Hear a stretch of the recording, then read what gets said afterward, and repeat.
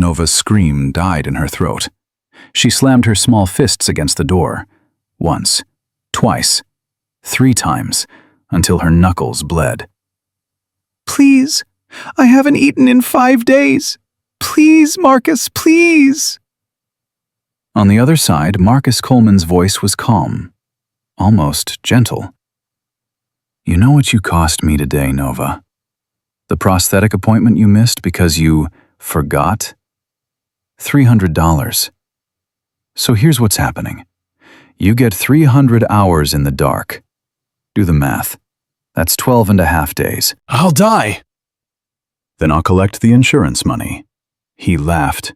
Actually laughed. Then his footsteps faded down the hallway. Nova collapsed against the door, her missing leg throbbing, her stomach eating itself from the inside. 12 days. She had maybe 3. Day 6 without food.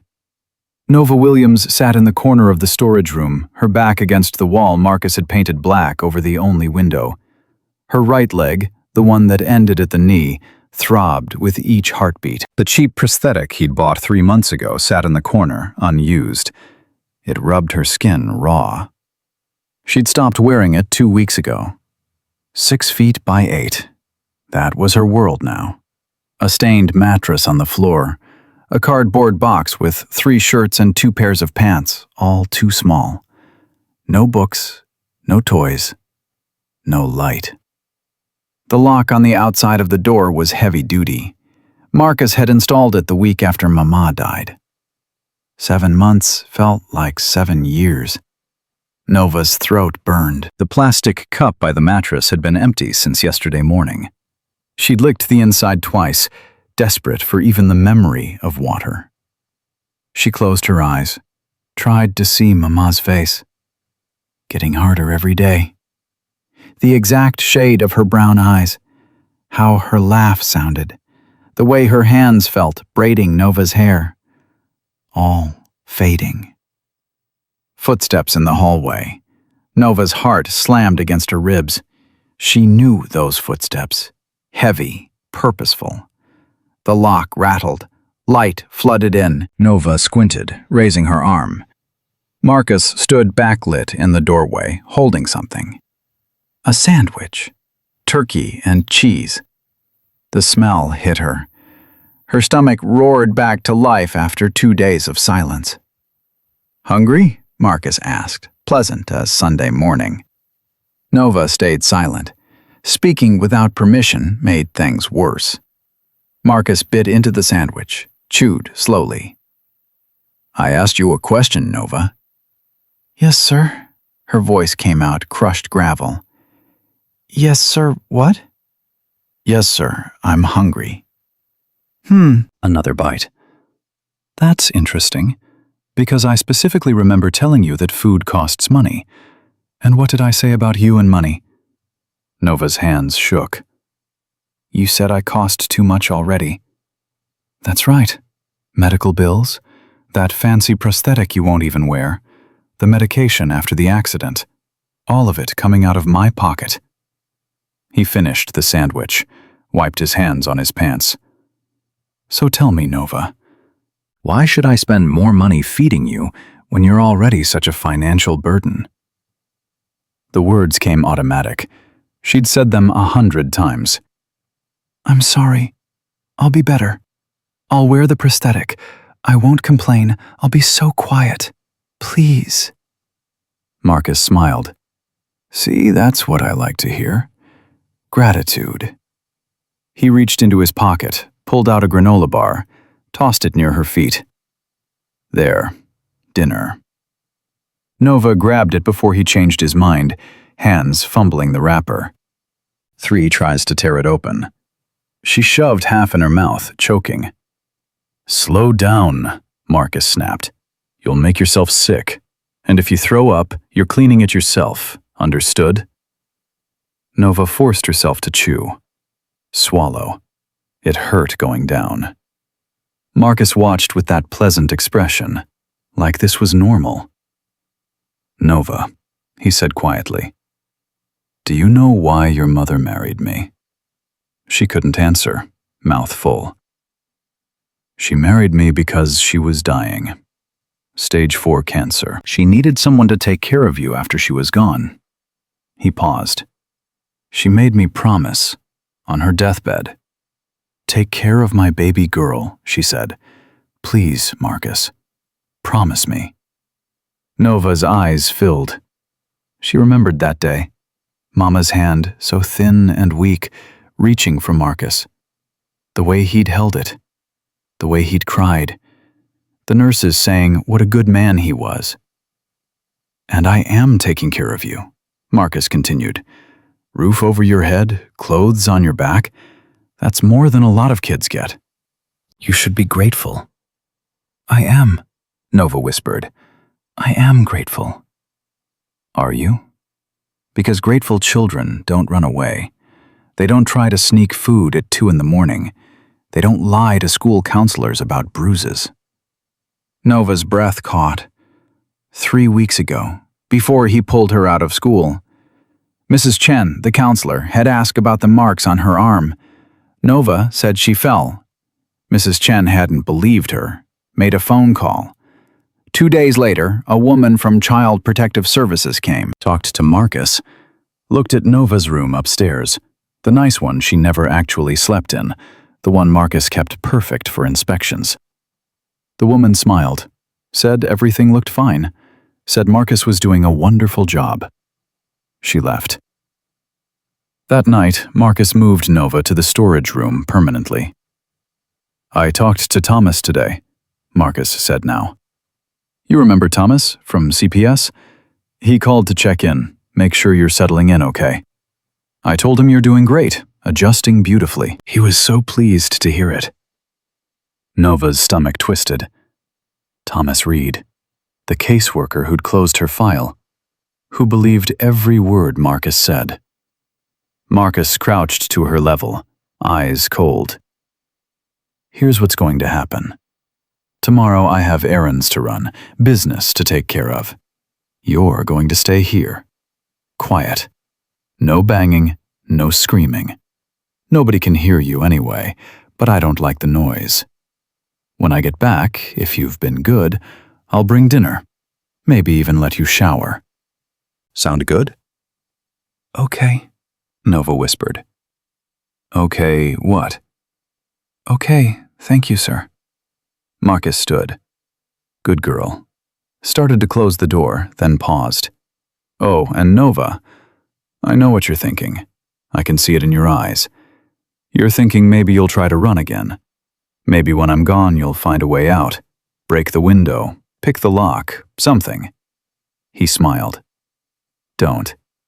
Because if you run, I'll find you. I always find you. And when I do, things will get much, much worse. You believe me? Nova nodded. Say it. I believe you. Smart girl. Door closed. Lock clicked. Darkness. Nova sat clutching the granola bar wrapper, crying without sound. She'd gotten good at silent tears. Tomorrow. Marcus would be gone tomorrow. Tomorrow was her only chance. Because Nova had heard something Marcus didn't know she'd heard. 2 nights ago, ear pressed to the crack under the door, listening to him on the phone in the kitchen. 300,000, he'd said, voice low and excited. That's the payout. All I need is the right timing. Make it look natural, an accident. Poor crippled kid couldn't get out of the way fast enough. Then he'd laughed. Who's going to question it? She's already damaged goods. Just another tragedy. Nova understood then. Really understood. Marcus wasn't just mean. He was going to kill her. Collect the insurance money. Just like he'd killed Mama. Nova pulled her knees to her chest. She was so small now, so thin, every bone visible. Ribs, spine, hip bones sharp under her skin. She thought about Mama, the last good day before everything went wrong, before the cancer diagnosis, before Marcus. They'd gone to the park. Mama pushed her on the swings. They had ice cream, chocolate. "Baby girl," Mama had said, wiping ice cream off Nova's chin.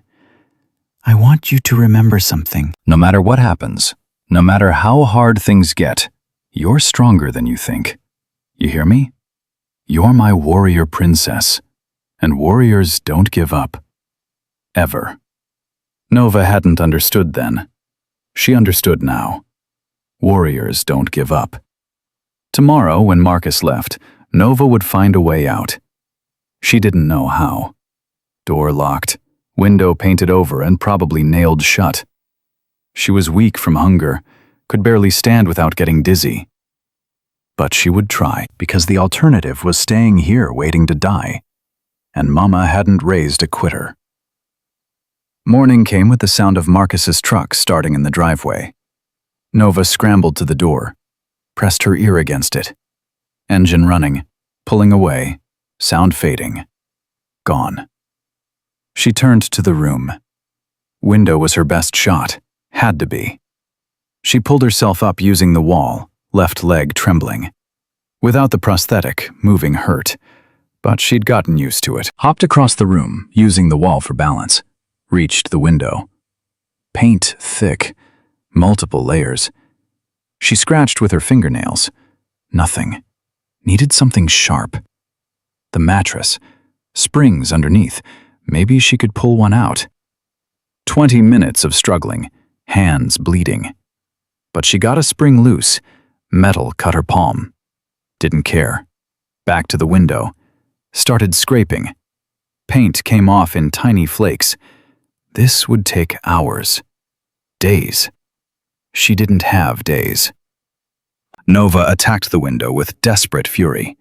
Scraping until her hands bled, shoulders ached, wanted to scream with frustration. Finally. Small patch of glass. She could see through. Backyard. Fence. Freedom. Pushed the window. Pulled. Nothing. Nailed shut. Nova slammed her fist against the glass. Didn't break. Again. Again. Again. Small fist bouncing off thick pane. No good. The door. Solid wood. Heavy. Lock on the outside, but hinges on the inside. Remove the hinges. Take the whole door off. She went to work with the spring, prying at the hinge pins, hands shaking so badly she could barely hold the metal. Dizzy. Weak. Kept going. One pin came loose. Another. Third one stuck. Nova pulled, twisted, begged, wouldn't move. She sank to the floor, back against the door.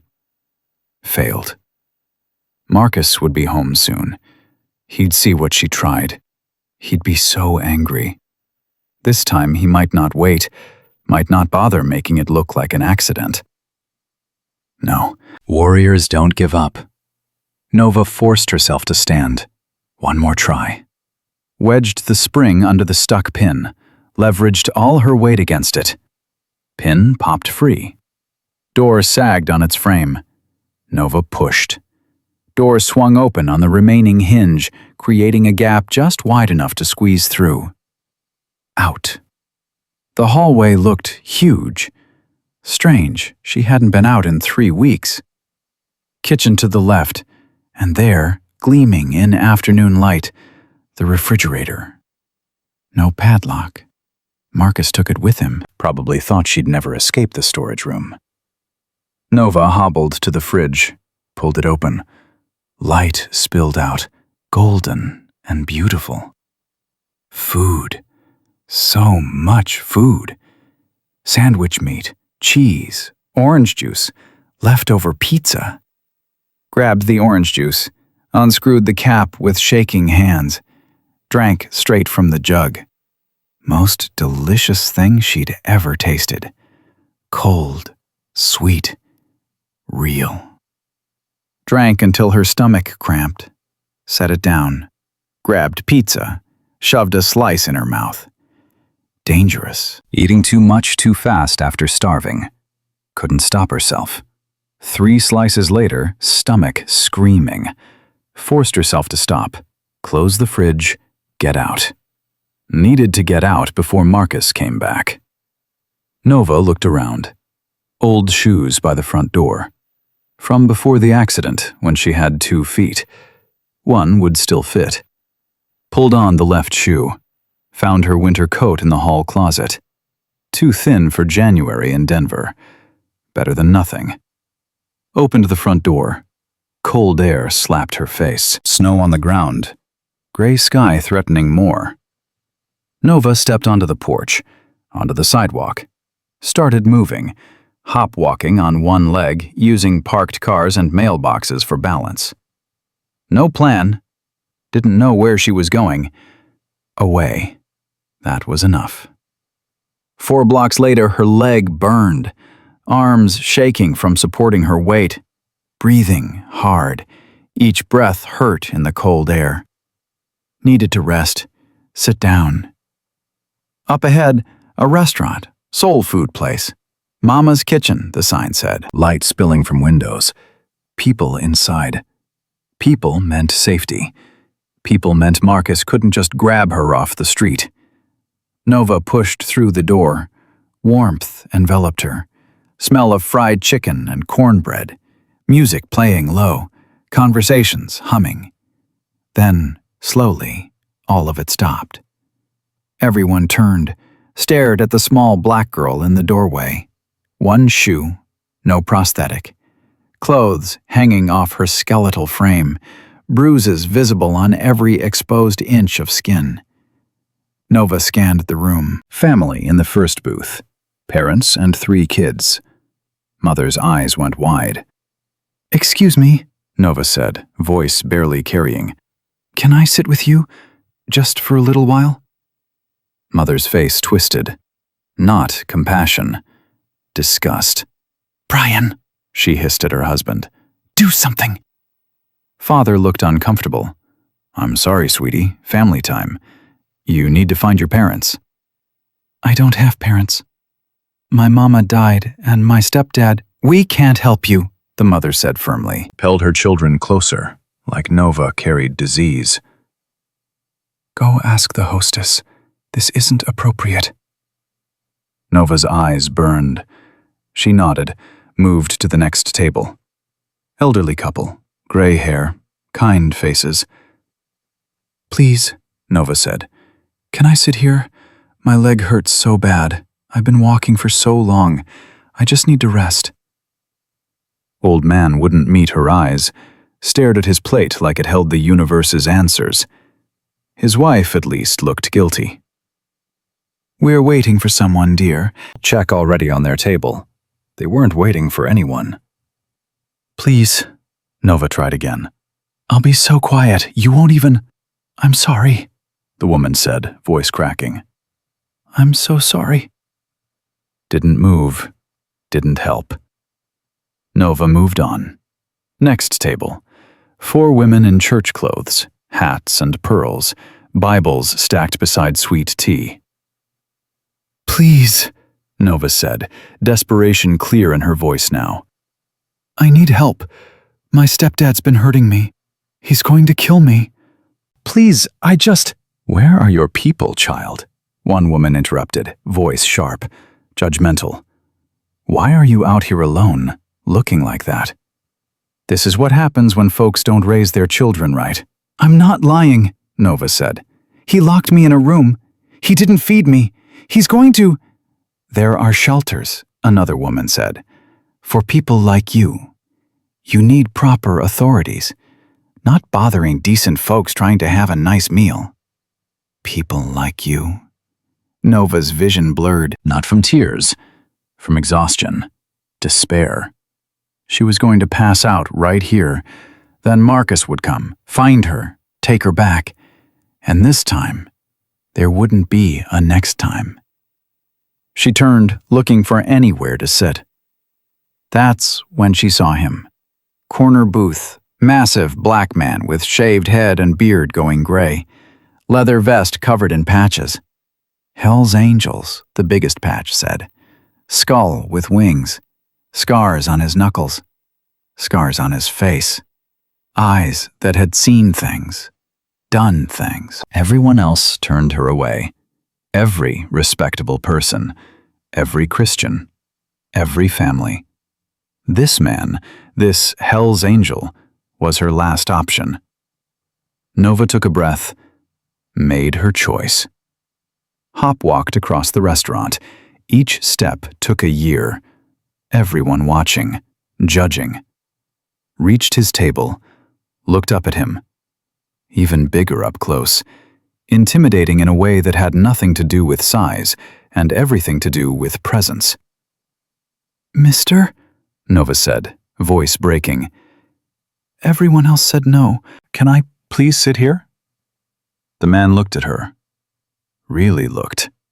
Eyes traveled over bruises, missing leg, hollow cheeks, desperation written in every line of her small body. Then he pushed the chair across from him out with one booted foot. "Yeah, little sister," he said, voice deep and steady. "Have a seat." Nova collapsed into the chair. Crutches clattered to the floor. The man caught her before she fell. Hands gentle despite their size. Steadied her.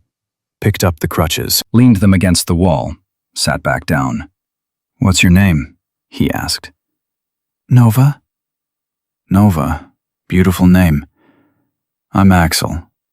You hungry, Nova?" The question almost broke her. "I don't have any money.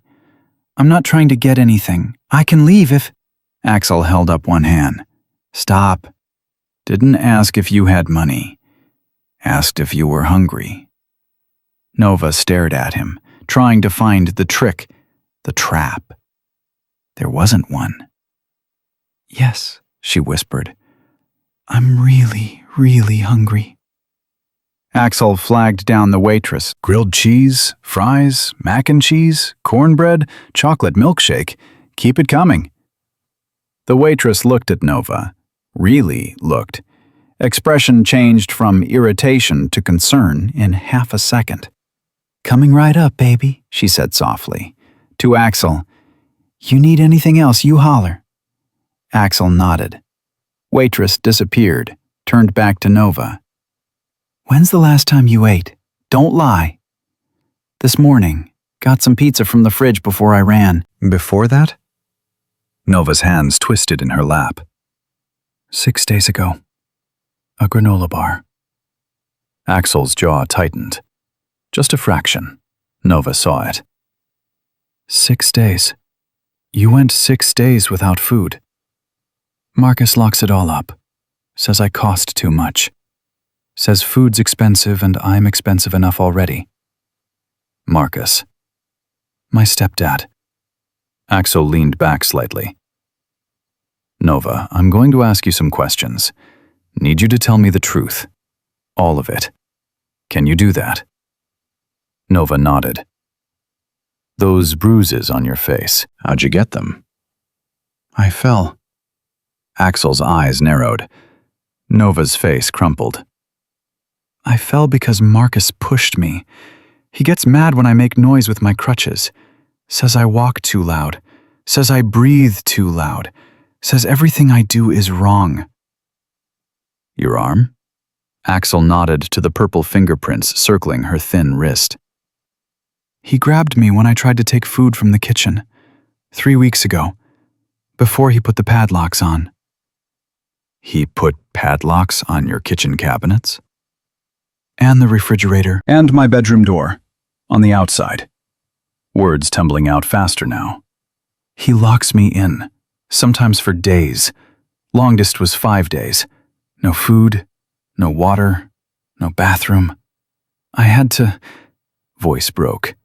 "I had to use the corner." Then he was so mad.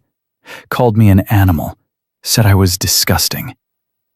Axel's hands curled into fists on the table. Food arrived. Waitress set it down gently. "You take your time, sweetheart. Nobody's rushing you." Nova grabbed the grilled cheese with both hands, bit into it like someone might take it away. Because in her experience, someone always took it away. Ate like a starving animal. eyes darting up every few seconds, checking Axel was still there. This was real. "Slow down," Axel said gently. "You'll make yourself sick. Food's not going anywhere. Promise." Nova forced herself to chew, swallow, hurt going down. Stomach had shrunk. "Nova," Axel said, "your leg. What happened?" Nova set down the sandwich. "Marcus ran over me with his truck." The whole restaurant went quiet. "Say that again," Axel said, voice dangerously soft. "He said it was an accident, that he didn't see me, that I was playing behind the truck and he was backing up and didn't check his mirrors." Nova's eyes filled with tears. "But Mr. Jenkins saw. He lives across the street. Told me later, after I came home from the hospital. Said Marcus looked in the mirror. Twice. Then put it in reverse anyway." And nobody did anything. "Mr. Jenkins called the police. They came, talked to Marcus. Marcus cried. Said it was a terrible accident. Said he'd never forgive himself. Police believed him." Nova's voice dropped to a whisper. "Everyone always believes him." Axel was silent for a long moment. Then, "How long ago did your mama die?" 7 months. "What did she die of?" Nova's hands shook so badly she had to set down the food. "Doctors said heart failure. But Mama was healthy. She ran marathons, never sick." Then Marcus started making her tea every night. "Special tea," he said, to help her relax. "Did your mama drink the tea?" At first she said it tasted funny. Marcus got really mad when she didn't drink it. So she started drinking it.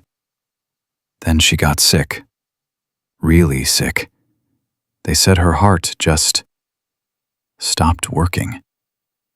Axel pulled out his phone, started typing. "What are you doing?" Nova asked. "Making a call." Put the phone to his ear.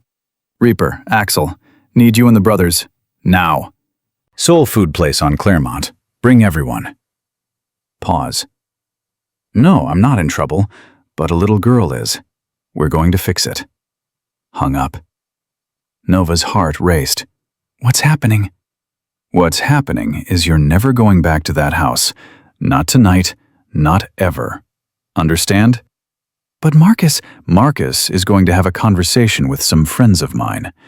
After that conversation, he's never going to hurt you or anyone else ever again." Nova wanted to believe him. God, how she wanted to. But she'd learned adults lied. Promises meant nothing. Hope was dangerous. "You don't understand," she said. "Marcus is smart. He has friends, important friends. A man from CPS helps Marcus, makes the bad reports go away. Marcus has money and lawyers and..." "Nova," Axel's voice cut through her panic. "Look at me." She looked. "I've been to war, Afghanistan, 2 tours. Know what I learned? Scariest enemy isn't the one with the most weapons. It's the one with the most to lose. Right now, Marcus has everything to lose.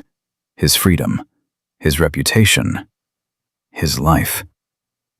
But what if he comes here? What if he finds me?" "Then he goes through me first." Axel leaned forward. "And little sister, nobody goes through me." Door chimed. 6 men walked in, all wearing the same leather vest, all built like they'd been carved from stone. Restaurant went silent. Really silent this time.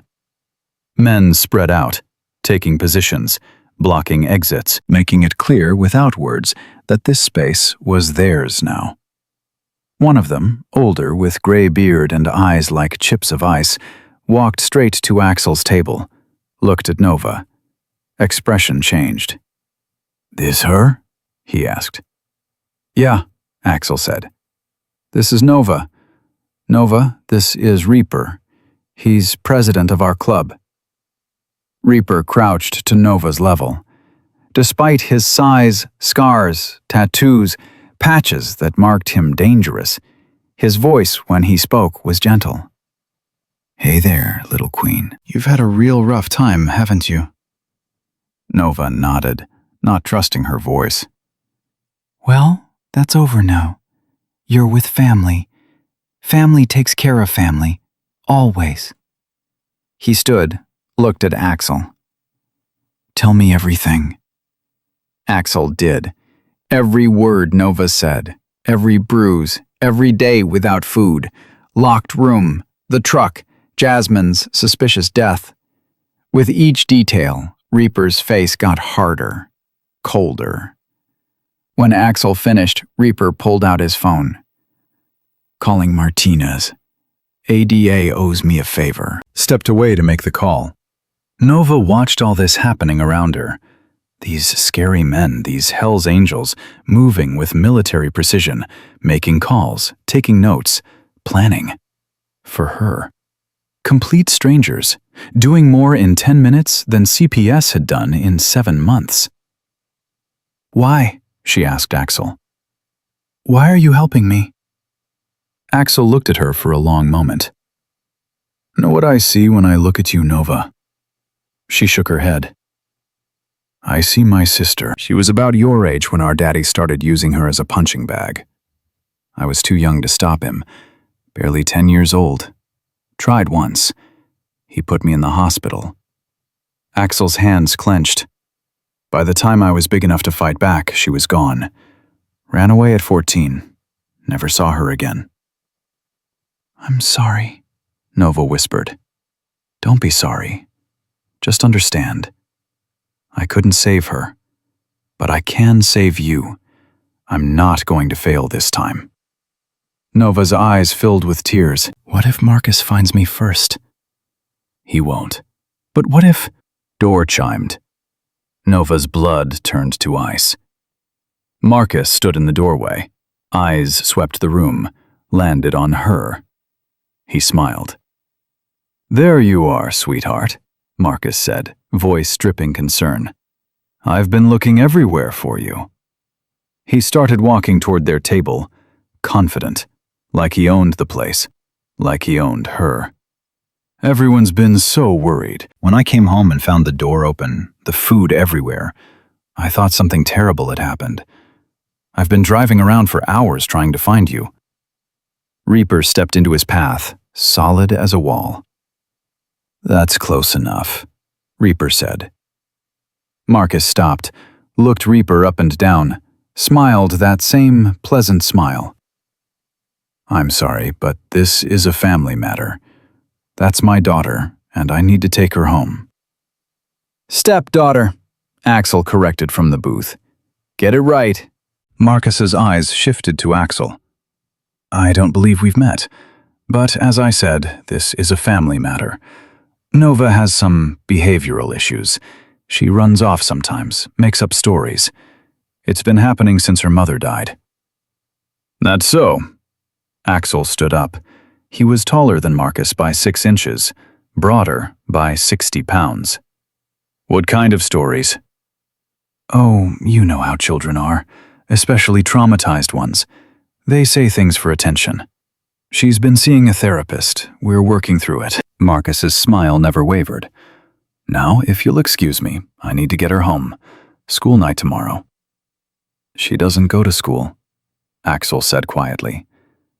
"You pulled her out 3 weeks ago." Marcus blinked. "I'm sorry. What business is that of yours?" "Making it my business." "I see." Marcus's pleasant mask flickered. Something ugly showed through. "Listen, I don't know what she told you, but I can assure you it's not true. Nova has a very active imagination. She's been having trouble distinguishing reality from fantasy since the accident." "The accident where you ran over her with your truck?" "That was a terrible tragedy. I backed up without looking. She was playing behind the vehicle. I never forgave myself." Marcus's voice broke convincingly. "I would give anything to take it back. But accidents happen. The police investigated. Child services investigated. Everyone agreed it was a horrible accident. Funny thing about that, Reaper said. We talked to your neighbor, Mr. Jenkins. He saw the whole thing. Said you looked in your rearview mirror. Twice. Then put it in reverse anyway. Marcus went pale. Just for a second. Then the smile returned. Mr. Jenkins is 83 years old. His eyesight isn't what it used to be. He was mistaken. Was he mistaken about calling the police 3 times in the last 7 months? Reporting screaming from your house? Reporting a child who looked malnourished? I don't know what you're talking about. Of course you don't. Axel took a step closer to Marcus. Here's what I'm talking about. A 7-year-old girl with bruises all over her body. Fingerprint-shaped bruises. A 7-year-old girl who hasn't eaten in 6 days because you put padlocks on your refrigerator and cabinets. A 7-year-old girl you keep locked in a storage room with no windows. Marcus's jaw tightened. These are serious accusations. I hope you have proof, because I will be calling my lawyer. This is slander. This is the truth, Nova said quietly. Everyone turned to look at her. She'd stood up from the booth, small and thin and shaking, but standing. It's all true, she continued, voice stronger now. You locked me in that room. You didn't feed me. You hit me when I made noise. You said I cost too much money. You said I was a burden. Tears streamed down her face.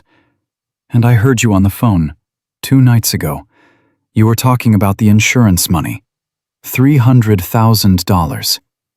You said you just needed the right timing. Make it look like an accident. You said nobody would question it because I'm already damaged goods. Marcus's face went white, then red. You little... He lunged forward, didn't make it 2 steps. Axel moved fast for a big man, grabbed Marcus by the collar, lifted him off the ground, slammed him against the nearest wall. Other diners scrambled away from their tables. You were saying? Axel asked quietly. Marcus gasped for air. This is assault. All of you saw. He's assaulting me. What I saw, the waitress said loudly, was a man lunging at a little girl. Me too, an older woman at the counter said. Same here, a man by the window added. Marcus's eyes darted around the room, finding no allies. You can't do this. I have rights. That's my stepdaughter legally. I have custody. You can't just... Here's what's going to happen, Axel said, voice deadly calm. You're going to leave this restaurant. You're going to go home. And you're going to wait. Wait for what? For the police. The real ones. The ones who are going to show up with warrants and questions and very little patience from men who hurt children. You can't prove anything. Can't we? Reaper held up his phone. Already got the hospital records from Nova's accident. Got the neighbor's statement. Got photos of that storage room you keep her in. And we're getting your wife's medical records right now. Because I'm betting Jasmine didn't die of natural causes. Did she, Marcus? Marcus's face went from red to gray. Jasmine had a heart condition. 29-year-old marathon runner with no family history drops dead of sudden heart failure? Reaper shook his head. We're having her body exhumed. Bet we find something real interesting in the toxicology. She was cremated, Marcus said automatically, then froze, realized what he'd just admitted.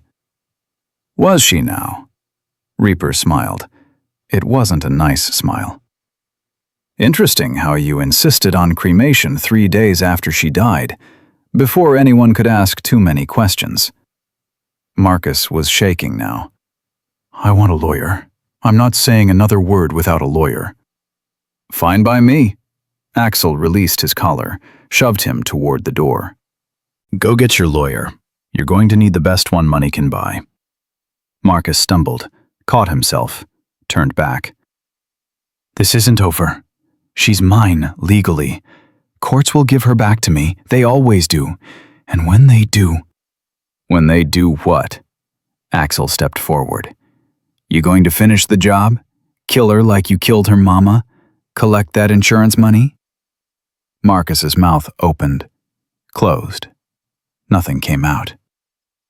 Get out, Axel said quietly. Before I forget, there are witnesses here. Marcus looked at Nova one last time. The pleasant mask was completely gone now. Pure hatred burned in his eyes. You're going to regret this, he said to her. Both of you. He walked to the door, stopped, turned back. By the way, Marcus said, pulling out his phone, I already called someone. He should be here any minute. Who? Reaper asked. Thomas Reed, my caseworker friend from CPS, the one who's been helping me. He's bringing the police. Real police, not bikers playing vigilante. He's going to tell them exactly what I told him, that a group of motorcycle gang members assaulted me and kidnapped my stepdaughter. Door opened behind him. A man in his 40s walked in. Glasses, nice suit, official-looking badge clipped to his belt. That was fast, Marcus said, smiling again. Thomas, thank God you're here.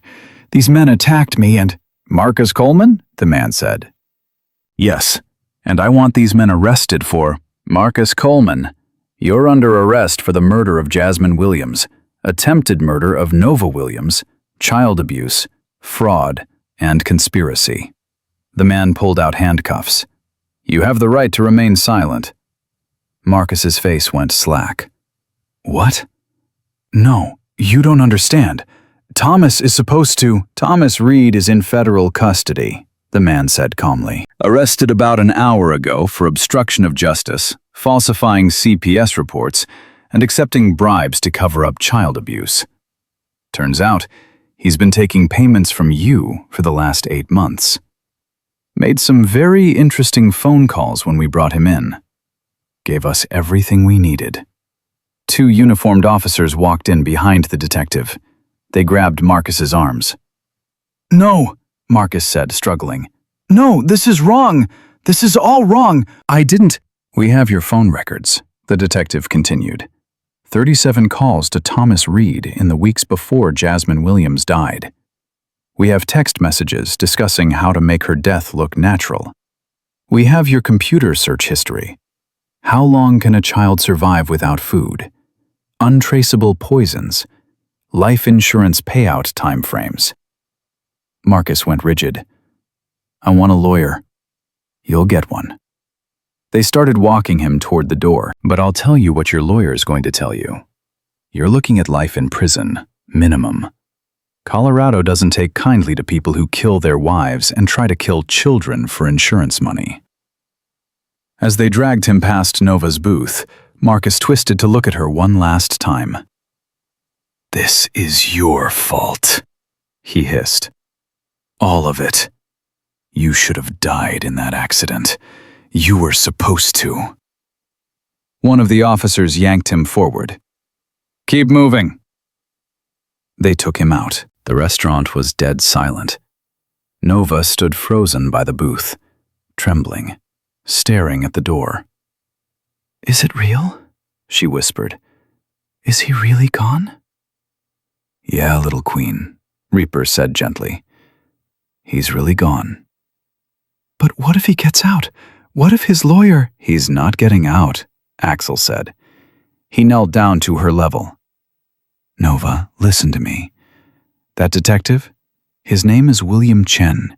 He's been investigating Marcus for the last month, ever since a nurse at the hospital where your mama died flagged some irregularities in her medical records.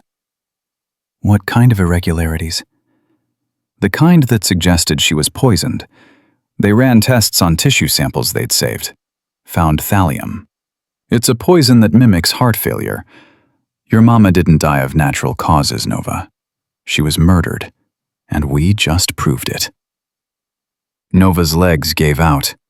Axel caught her, pulled her into his arms. She sobbed into his shoulder. 7 months of grief and terror and hunger and pain, all of it pouring out at once. I knew, She choked out between sobs. I knew he killed her. I tried to tell them. Nobody believed me. Nobody listened. I believe you, Axel said. We all believe you. What happens now? Nova asked, pulling back to look at him. Where do I go? Axel glanced at Reaper. Some unspoken communication passed between them. For tonight, Reaper said, you're coming home with Axel. We already called a friend. Emergency placement. Paperwork's being filed as we speak. And after tonight? Axel took her small hands in his large ones. That depends. How would you feel about staying with me? Not just tonight. Longer. Maybe permanent. Nova stared at him. You want me? Even though I'm... She gestured to her missing leg. Even though I'm broken? You're not broken, Axel said firmly. You're a survivor. You escaped from a locked room, made it across town on one leg in the middle of winter, found help when everyone else turned you away. That's not broken, Nova. That's strength. But I don't have anything. No money, no family. I'm just... You have me, Axel interrupted.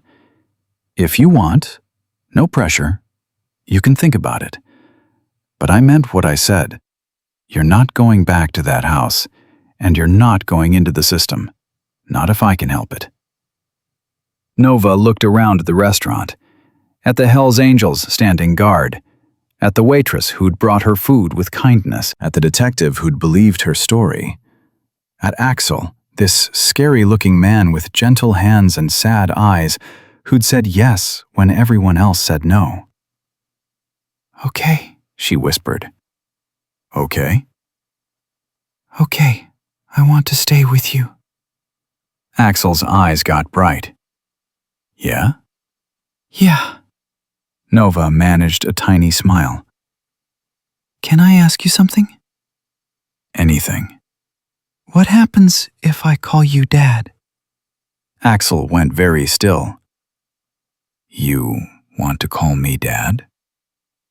Only if it's okay. I know you're not my real dad. My real dad left before I was born. But you're more like a dad than anyone I've ever had. You make me food. You keep me safe. You don't hit me or lock me up or tell me I'm worthless. Her voice cracked. That's what dads are supposed to do, right?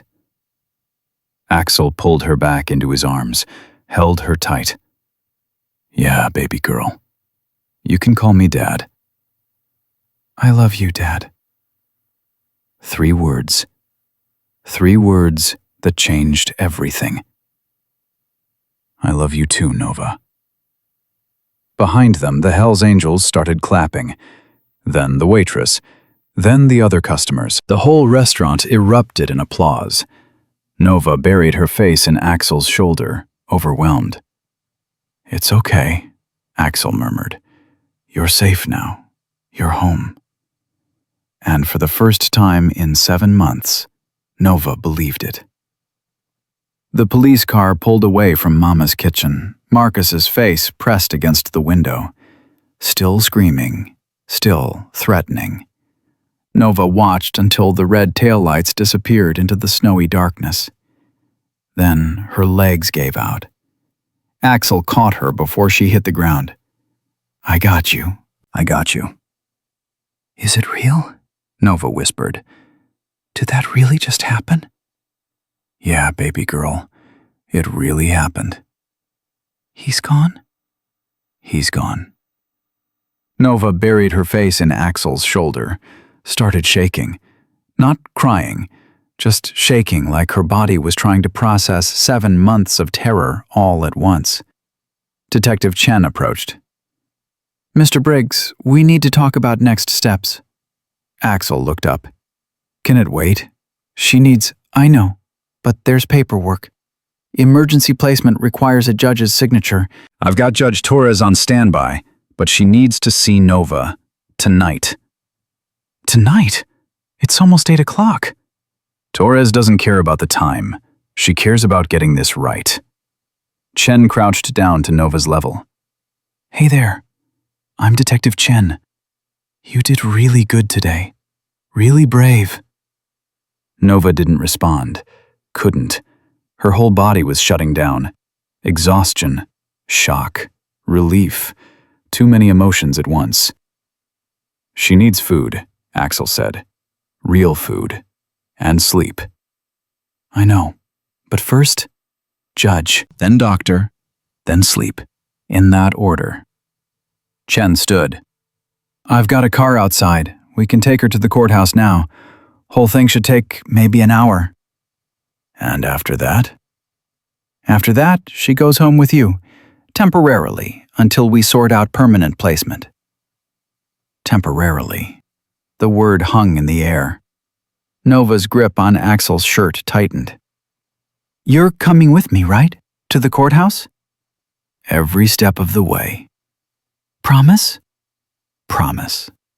Reaper appeared at Axel's shoulder. We're coming too. All of us. That's not necessary, Chen said. Wasn't asking permission. Reaper's voice left no room for argument.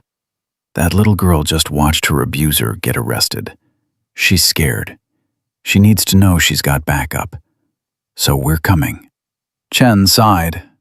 Fine. But you stay in the hallway. Judge Torres doesn't like crowds. We'll be invisible. They weren't invisible. 12 Hell's Angels in leather vests walking into the Denver County Courthouse at 8 p.m. on a Saturday night. Security guards tensed. People stared. Nova clung to Axel's hand as they walked through the metal detectors. Why are they looking at us like that? Because they're not used to seeing bikers in a courthouse unless they're getting arrested. Are you going to get arrested? No, baby girl.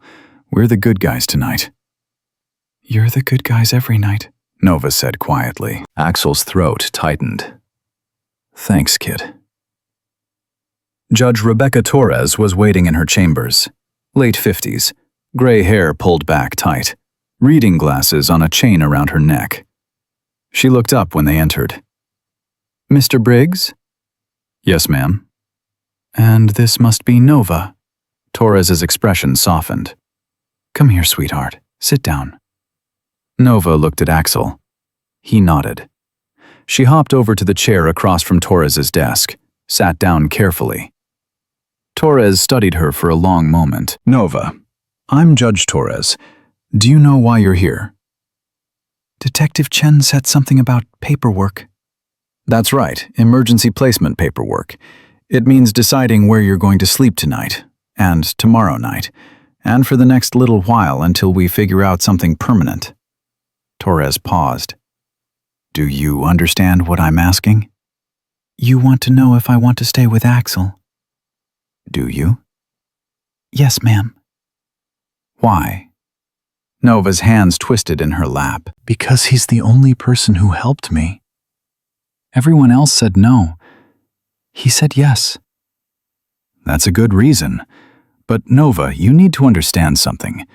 Mr. Briggs has a criminal record. He's a member of a motorcycle club that law enforcement considers dangerous. Some people might say he's not the right person to take care of a little girl. Nova's eyes flashed. Those people don't know him. Torres almost smiled. Fair point. Tell me this. Do you feel safe with Mr. Briggs? Yes. Has he hurt you? Threatened you? Made you uncomfortable in any way? No. He bought me food. He held my hand. He called his friends to help me. He stood between me and Marcus. Nova's voice got stronger. He did more in 1 hour than CPS did in 7 months. Torres leaned back in her chair. You're a smart kid, Nova. Smarter than most adults I meet. She looked at Axel. Mr. Briggs, you understand what you're signing up for. This isn't temporary babysitting. This is legal responsibility for a traumatized child who's going to need therapy, medical care, educational support. She's got one leg. She's malnourished. She's been through hell. Are you prepared for that? Axel met her gaze. Yes, ma'am. You have a steady income? I own a motorcycle repair shop. Business is good. Living situation? 3-bedroom house, paid off, 20 minutes outside the city. Support system? Axel gestured toward the door. You saw the 12 men in the hallway. Every one of them would take a bullet for her. Their wives are already planning shopping trips for clothes and school supplies. We take care of our own. And Nova is your own? Yes, ma'am. As of tonight. Torres was quiet for a moment. Then she pulled out a pen, started signing papers. I'm granting emergency placement for 30 days. During that time, you'll undergo a home study, background check. We'll have weekly check-ins. Nova will see a therapist, a doctor. She'll be enrolled in school. Child Services will monitor the situation closely. She looked up. If everything goes well, we'll talk about permanent guardianship. If it doesn't, we'll revisit placement options. Clear? Crystal clear. Good. Torres signed the last page, handed the papers to Axel. Then she looked at Nova. Sweetheart, if at any point you feel unsafe or uncomfortable, you tell someone, a teacher, a doctor, the social worker who's going to check on you. Anyone. Understand? Yes, ma'am. And if Mr. Briggs isn't treating you right, you call me directly. Torres wrote a number on a business card, handed it to Nova. That's my personal cell phone. I don't give that to many people, but I'm giving it to you, because you deserve to be safe. And if you're not safe, I want to know about it. Nova took the card with shaking hands. Thank you. Don't thank me yet. Thank me when you're 18 and thriving. Torres stood. You're free to go. Take her to Denver General, get her checked out. Then take her home. Axel stood. Thank you, Judge Torres. Don't make me regret this, Mr. Briggs. I won't. They walked out. The Hells Angels were exactly where they'd promised to be. In the hallway. Waiting. We good? Reaper asked. We're good, Axel said. For 30 days at least. Then let's get her to the hospital. The emergency room at Denver General was packed. Saturday night, usual chaos. Drunk drivers, bar fights, overdoses. The triage nurse took one look at Nova and bumped her to the front of the line. How long has she been malnourished? The nurse asked. At least 7 months, Axel said. Maybe longer. The nurse's jaw tightened. Exam room 3. Doctor will be right in. They waited. Nova sat on the exam table, legs dangling.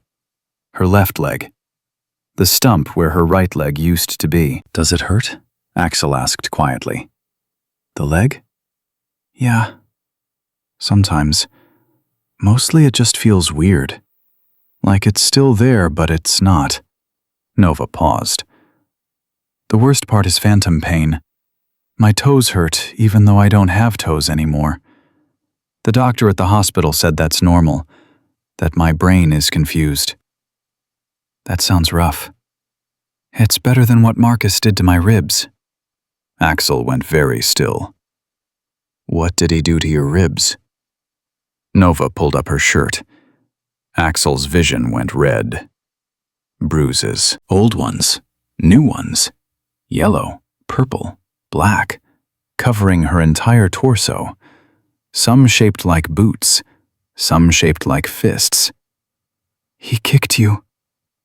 When I made too much noise. Or when he was mad about something else. Nova pulled her shirt back down. I learned to be really quiet. The door opened. A doctor walked in. Indian woman, mid-40s, kind eyes that went hard when she saw Nova. I'm Dr. Patel, she said. You must be Nova. Yes, ma'am. I'm going to examine you, check your vitals. Make sure everything's okay. Is that all right? Nova nodded. The exam took 40 minutes. Dr. Patel was thorough, gentle, asked questions in a soft voice. Nova answered honestly, told her about the storage room, the hunger, the beatings. Dr. Patel wrote it all down, took photos of the bruises, measured Nova's height and weight. When she finished, she turned to Axel. "Can I speak with you outside?" They stepped into the hallway. Dr. Patel closed the door. "Mr. Higgs, I need you to understand the severity of what we're dealing with here. Nova is severely malnourished. She's in the 5th percentile for weight. Her muscle mass is dangerously low. She has 3 healed rib fractures, 2 that are healing now. Bruises in various stages, signs of prolonged physical abuse." Dr. Patel's voice shook. "That child has been systematically tortured for months." Axel's hands curled into fists. "I know. Do you? Because what I'm about to tell you is going to be hard to hear. Nova needs immediate intervention, nutritional therapy, physical therapy, psychiatric care. She needs to be monitored closely because starvation does things to the body. Organ damage, bone density loss, developmental delays." Dr. Patel paused. "She's 7 years old and she weighs 42 pounds. A healthy 7-year-old should weigh at least 55. What do I need to do?" "Feed her. Small meals, frequently. Her stomach has shrunk. If you give her too much at once, she'll get sick. High protein, high calorie, lots of fluids." Dr. Patel handed him a packet. "This has meal plans, recipes, guidelines. Follow them exactly." "I will." "And get her into therapy, soon. She's traumatized. She'll have nightmares, flashbacks, anxiety, maybe PTSD. She needs professional help." "I'll call tomorrow." Dr. Patel softened slightly. "You did a good thing tonight, Mr. Briggs, taking her in. Most people would have called CPS and walked away. CPS is what got her into this mess." "I know. I'm the one who flagged Jasmine Williams's death 8 months ago, told them the autopsy didn't add up. They ignored me." Anger flashed across her face. "So yeah, I'm glad Nova ended up with you instead of back in the system." They went back inside. Nova was curled up on the exam table, asleep, exhausted. Axel lifted her carefully. She didn't wake up, just curled into his chest like she belonged there. "Let's go home," he whispered. The house was dark when they pulled up, small ranch style, white siding, black shutters, nothing fancy, but clean, safe, warm. Axel carried Nova inside. Reaper and 2 other brothers followed. "Guest room's upstairs," Axel said. "First door on the right." Reaper headed up, came back down 60 seconds later. "Bed's made, heater's on. She's good to go." Axel climbed the stairs, laid Nova down gently, pulled the blanket over her. She stirred. "Axel?" "I'm here." "Don't leave." "I'm not leaving. I'm right downstairs." "No, stay here, please." Her eyes opened, filled with fear. "I can't be alone in the dark." Axel's heart broke. Okay, I'll stay." He pulled a chair next to the bed, sat down. Nova's small hand reached out, found his, held on tight. "Tell me it's real," she whispered. "What?" "All of it. That Marcus is in jail, that I'm here, that you're not going to change your mind." "It's real, Nova. All of it." "What if I wake up and I'm back in the storage room?" "You're not. You're never going back there." "But what if—" "Nova." Axel squeezed her hand gently. "Listen to me. You're safe. This is real. I'm real. And I'm not going anywhere." She was quiet for a moment. "Can I tell you something?" "Anything." "I don't know how to do this." "Do what?" "Be normal. Be a kid. I don't remember what that's like. Tears slipped down her cheeks. What if I mess it up? What if I'm too broken? Axel moved from the chair to the edge of the bed. You're not broken. You're hurt. There's a difference. Is there? Yeah. Broken means can't be fixed. Hurt means needs time to heal. And Nova, you're going to heal. Maybe not tomorrow, maybe not next week, but eventually. He brushed a tear off her cheek. And I'm going to be right here while you do. Why? Why what? Why are you doing this? You don't even know me. Axel was quiet for a long moment. You want the truth? Yes? I told you about my sister, the one who ran away. Yeah? What I didn't tell you is that she wasn't running from just our dad. She was running from me, too. Nova's eyes widened. Why? Because I knew what he was doing to her. I saw the bruises, heard her crying at night, and I did nothing. I was scared. I was weak. I told myself I was too young to help, that somebody else would fix it. Axel's voice broke. But nobody fixed it. And she ran, and I never saw her again. That's not your fault. Maybe not, but I carry it anyway. Every day for the last 20 years. He looked at Nova. So when I saw you tonight in that restaurant, walking on one leg, begging for help, getting turned away by everyone, I saw her. And I thought, not again. Not this time.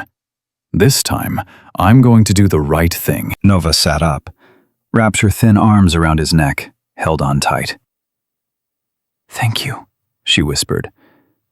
Thank you for doing the right thing. Axel held her.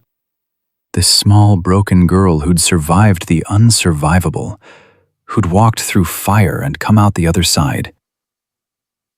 You should sleep, he said finally. Will you stay? Yeah, I'll stay. Nova laid back down. Axel moved back to the chair, watched her eyes close, watched her breathing slow. 20 minutes later, she was asleep. Axel stood quietly, started to leave. Axel? Nova's voice, small and sleepy. Yeah? I'm glad it was you, in the restaurant. I'm glad you said yes.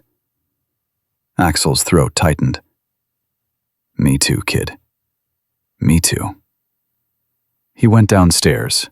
Reaper was in the kitchen, coffee made, sitting at the table. She asleep? Reaper asked. Yeah. How you holding up? Axel sat down heavily. I don't know what I'm doing, man. I've never taken care of a kid. What if I screw this up? You won't. How do you know? Because you care.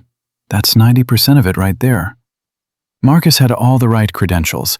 Nice house, good job, clean record. And he was a monster. You've got a record and a reputation, and you're the one who saved her. Credentials don't mean shit. Heart does. Axel ran his hands over his face. She's so small, so damaged. What if I can't give her what she needs? Then we help, all of us. That's what the club is for. Reaper leaned forward. Listen to me. Nova didn't end up with you by accident. She chose you. Out of everyone in that restaurant, she chose the scariest-looking son of a bitch in the place. You know why? Why? Because she saw something in you. Something real. Something safe. Kids have instincts about these things, and her instincts were right. Axel nodded slowly. I can't let her down. You won't. They sat in silence for a moment. Then Reaper's phone buzzed. He checked it, frowned. What? Axel asked. Martinez, the ADA. She wants to meet tomorrow. Says there's something we need to know about Marcus's case. What kind of something? She didn't say, just said it's important. We're meeting at her office at 10 a.m. Axel's stomach dropped. That doesn't sound good. No, it doesn't.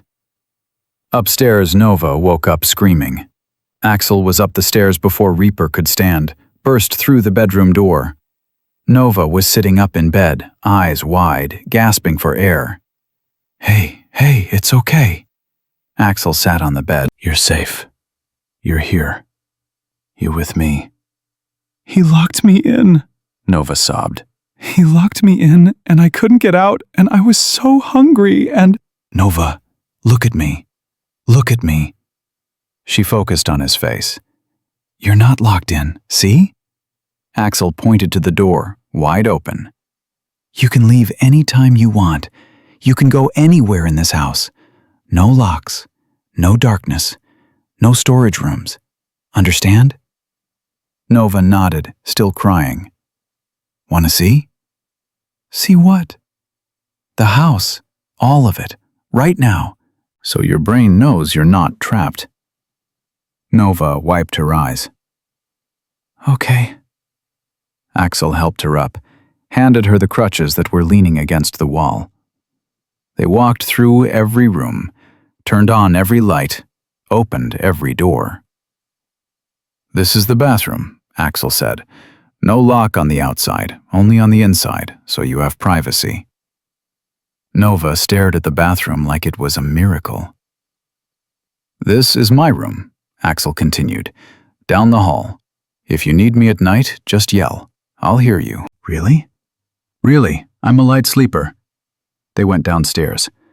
Kitchen. Refrigerator. No locks. You can eat whenever you want, day or night. Nova opened the fridge, stared at the food inside. Eggs, milk, cheese, fruit, bread. Can I really? She whispered. Really. She took out an apple, bit into it, chewed slowly, swallowed. It's good, she said, wonder in her voice. There's more, whenever you want it.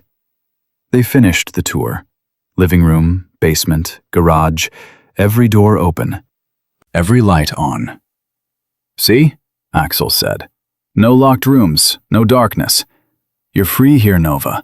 Completely free. Nova looked around. Then she looked at Axel. I've never been free before. Well, you are now. She smiled, small and tentative, but real. Can I sleep now? She asked. Yeah, you can sleep. They went back upstairs. Nova climbed into bed. Axel pulled up the chair.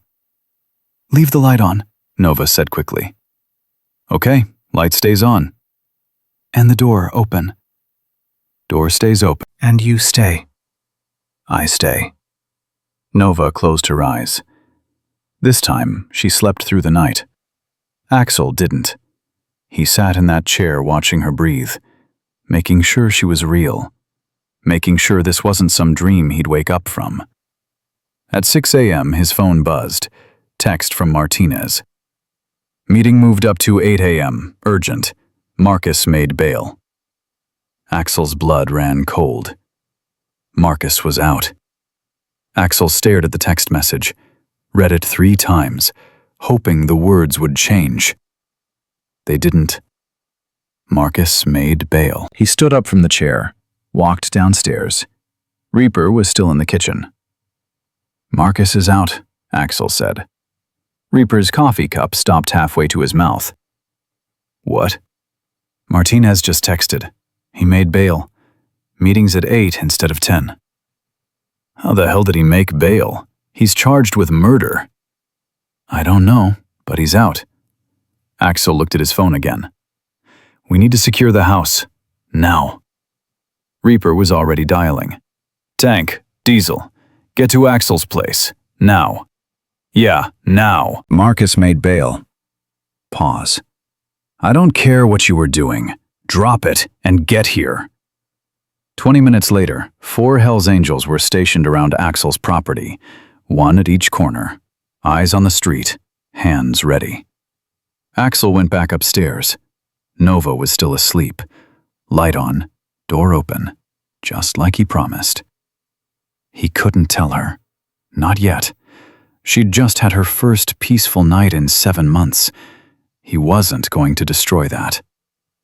At 7:30, Nova woke up, blinked against the light, looked around. Panic flashed across her face. "I'm here," Axel said from the chair. Relief flooded her features. "You stayed?" "I stayed." "All night?" "All night." Nova sat up. "What time is it?" 7:30. "I slept the whole night?" "You did." A smile broke across her face, real and bright. "I never sleep the whole night. I always wake up because I'm hungry, or because Marcus is making noise, or because—" She stopped. "Wait, Where is Marcus?" Axel's hesitation lasted half a second too long. Nova's smile vanished. "What happened?" "Nothing happened. He's still in jail." "You're lying. I can tell when adults lie. What happened?" Axel sighed. No point lying to a kid who'd survived by reading people. "He made bail. He's out. But he's not coming anywhere near you. I've got 4 brothers outside watching the house. He shows up, we'll know." Nova's hands started shaking. "He's going to come here." "No, he's not." "Yes, he is. He always finds me. Always." She threw off the blanket, grabbed her crutches. "We need to leave. We need to go somewhere he can't—" "Nova, stop." Axel caught her shoulders gently. "We're not running. You're safe here." "I'm not safe anywhere. Don't you get it? He has money. He has lawyers. He has Thomas Reed's replacement, who's probably just as corrupt." Tears streamed down her face. "The system doesn't work for kids like me." "Then we don't use the system. We use something better." "What's better than the system?" "People who actually give a damn." Axel wiped her tears with his thumb. "Listen to me. Marcus might be out on bail, but he's being watched. By the police, by us, by everyone. He makes one wrong move, he goes right back to jail. And this time, no bail." "You can't promise that." "You're right, I can't. But I can promise this. He will never touch you again. Ever. That's not the system talking. That's me." Nova searched his face. "What if you're wrong? Then I die making sure he doesn't get to you. How's that for a promise?" She threw her arms around his neck, held on like he was the only solid thing in a collapsing world. "I don't want you to die," she whispered. "I don't plan on it. But Nova, you need to understand something. Some things are worth fighting for, worth dying for. You're one of those things." She pulled back, looked at him with those old, tired eyes. "Nobody's ever said that to me before." "Then everybody else was wrong." At 8 a.m. sharp, Axel and Reaper walked into ADA Martinez's office. She was waiting, papers spread across her desk, expression grim. "How did he make bail?" Axel demanded before she could speak. "Sit down," Martinez said. "I don't want to sit down. I want to know how a man charged with murder and attempted murder is walking free." "Sit down." Martinez's voice left no room for argument. They sat. Martinez leaned back in her chair. "Marcus didn't make bail on his own. Someone posted it for him. $250,000. Cash." "Who?" Reaper asked. "We don't know yet. It was done through a bail bondsman who's refusing to cooperate. Says attorney-client privilege. We're working on a court order, but it's going to take time," Axel finished. "And meanwhile, Marcus is out there. With an ankle monitor. He's not supposed to go within 500 feet of Nova or your property. He violates that, he goes straight back to jail." 500 feet isn't enough." "I know. but it's what the judge granted. Martinez paused. There's something else. Something worse. Axel's stomach dropped. What? Marcus's lawyer filed an emergency motion this morning. He's claiming you kidnapped Nova, that you coerced her into making false statements, that the arrest was based on fabricated evidence. That's insane. I know. But his lawyer is Benjamin Schaefer. The Benjamin Schaefer. He doesn't take cases unless he thinks he can win, and he's very good at creating reasonable doubt. We have witnesses, Reaper said. The neighbors, the doctor, Mr. Jenkins, who saw the truck incident. All of whom can be discredited on cross-examination. Mr. Jenkins is 83 with cataracts. The doctor only saw Nova once. The neighbors never actually entered the house. Martinez rubbed her temples. Look, I believe Nova. I believe every word she said. But belief isn't evidence, and Schaefer is going to argue that a traumatized child was manipulated by a motorcycle gang with anti-authority bias. So, what are you saying? Axel asked quietly. I'm saying we need more.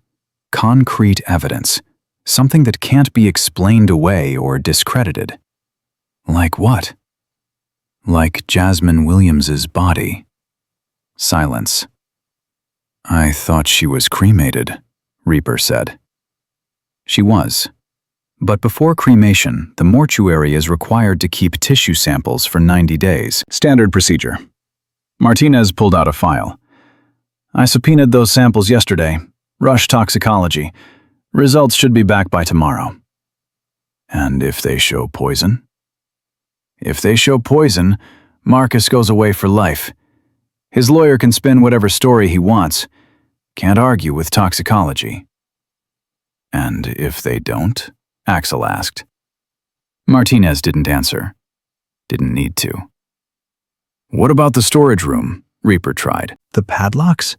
The evidence at the house? Marcus's lawyer is claiming the padlocks were for safety, that Nova had a history of wandering, that the storage room was temporary while he renovated her actual bedroom. Martinez's voice was bitter. He's got receipts for lumber and paint, dated 2 weeks ago. He's claiming he was in the middle of fixing up a nice room for her when she ran away.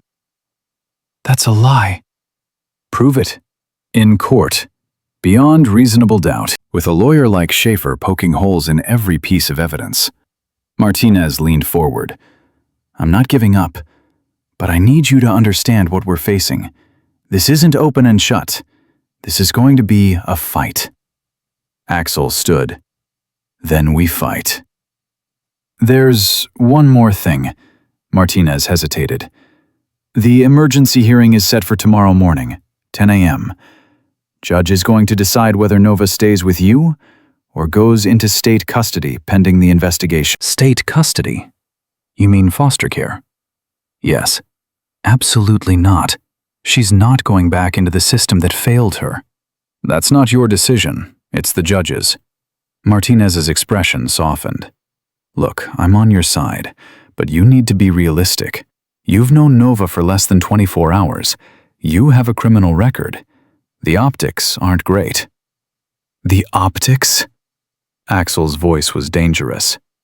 A little girl was starved and beaten for 7 months while CPS did nothing. And you're worried about optics? I'm worried about winning. There's a difference. Martinez stood. Go home. Take care of Nova. Let me do my job. And pray that toxicology comes back positive. They left, drove back in silence. Halfway home, Axel's phone rang. Unknown number. He answered. Yeah? Mr. Briggs? A woman's voice, professional, cold. Who's this? My name is Patricia Henley. I'm the social worker assigned to Nova's case. I need to schedule a home visit. When? Today. This afternoon, 2 p.m. That's fine. Mr. Briggs, I should warn you. I'll be conducting a thorough inspection. I'll need to see Nova's bedroom, speak with her privately. Assess whether your home is appropriate for a child. It's appropriate. I'll make that determination, not you. A pause. I've read the file. I know about your record. I know about your club affiliation. I want to be very clear. If I find anything that suggests Nova is in danger or an unsuitable environment, I will remove her immediately. She's safer with me than she's ever been. We'll see. 2 p.m. Don't be late. She hung up. Problem? Reaper asked. Social worker, coming at 2. What do you need? I need that house to look like a normal home, not a biker clubhouse. Reaper made a call. We're on it. By 1 p.m., Axel's house had been transformed. The brothers had removed anything that screamed Hell's Angels, cleaned everything, stocked the fridge with kid-friendly food, set up Nova's room with stuffed animals, books, toys that someone's daughter had outgrown. Nova watched the activity with wide eyes. What's happening? Social worker's coming. Needs to see that you're being taken care of. What if she doesn't think I am? Then we convince her otherwise. At 1:55, a silver sedan pulled up. Woman in her 40s stepped out. Clipboard, stern expression. Axel met her at the door. Miss Henley. Mr. Briggs? She didn't shake his hand, just walked past him into the house. Where's Nova? Living room. Nova was sitting on the couch, hands folded in her lap, looking small and scared. Patricia's expression didn't change. Hello, Nova. I'm Ms. Henley. I'm here to make sure you're okay. Is that all right? Nova nodded. Can you show me your room? They went upstairs. Patricia inspected everything. Opened drawers, checked the closet, ran her finger along surfaces checking for dust. Where did all these toys come from? She asked. Axel's friends brought them, Nova said quietly. Do you like them? Yes, ma'am. Patricia wrote something on her clipboard. Nova, I need to ask you some questions. Private questions, just you and me. Is that okay? Nova looked at Axel. He nodded. I'll be downstairs, he said. He left, walked down to the kitchen. Reaper was waiting. How's it going? Reaper asked. Can't tell. She's talking to Nova alone. 20 minutes passed. Felt like 20 hours.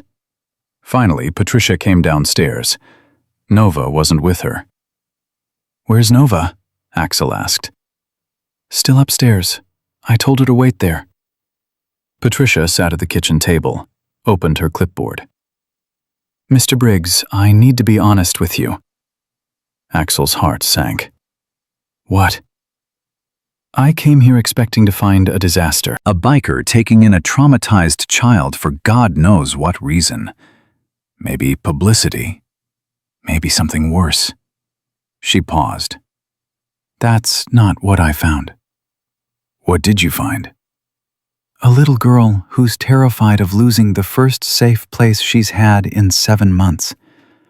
A child who talked about you with more trust and affection than most kids show their actual parents. Patricia's expression softened.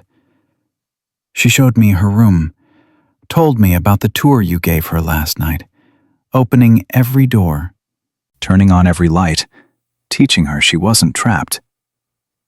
She had nightmares, thought she was still locked in that storage room. And you stayed with her all night, in a chair. She told me that too. Patricia closed her clipboard. Mr. Briggs, I'm going to recommend that Nova remain in your care. Axel couldn't breathe. Really? Really. But understand this, I will be checking in weekly.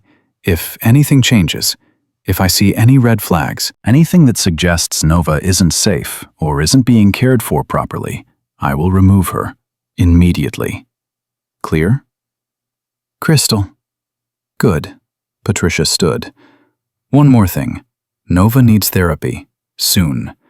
I have a list of trauma specialists who work with children. I'd like her to start sessions within the week. I'll call tomorrow. See that you do. Patricia walked to the door, stopped, turned back.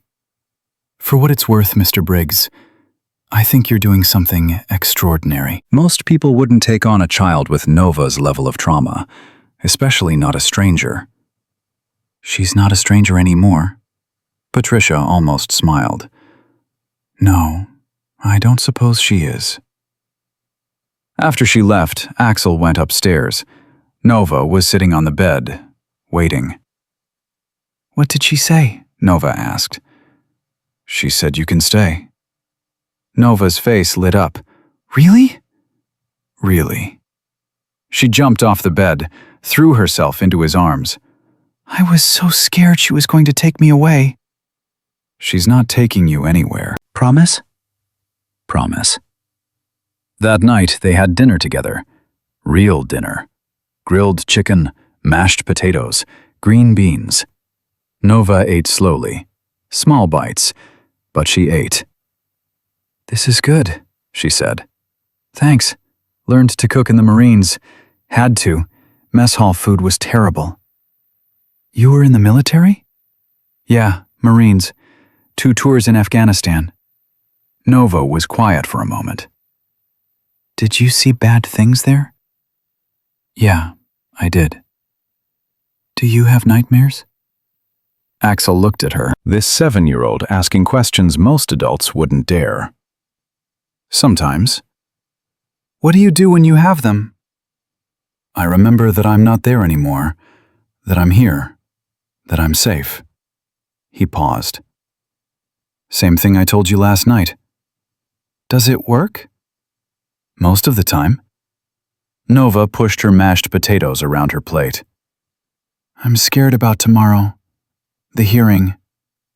Me too. What if the judge says I have to go to foster care? Then we appeal. We fight.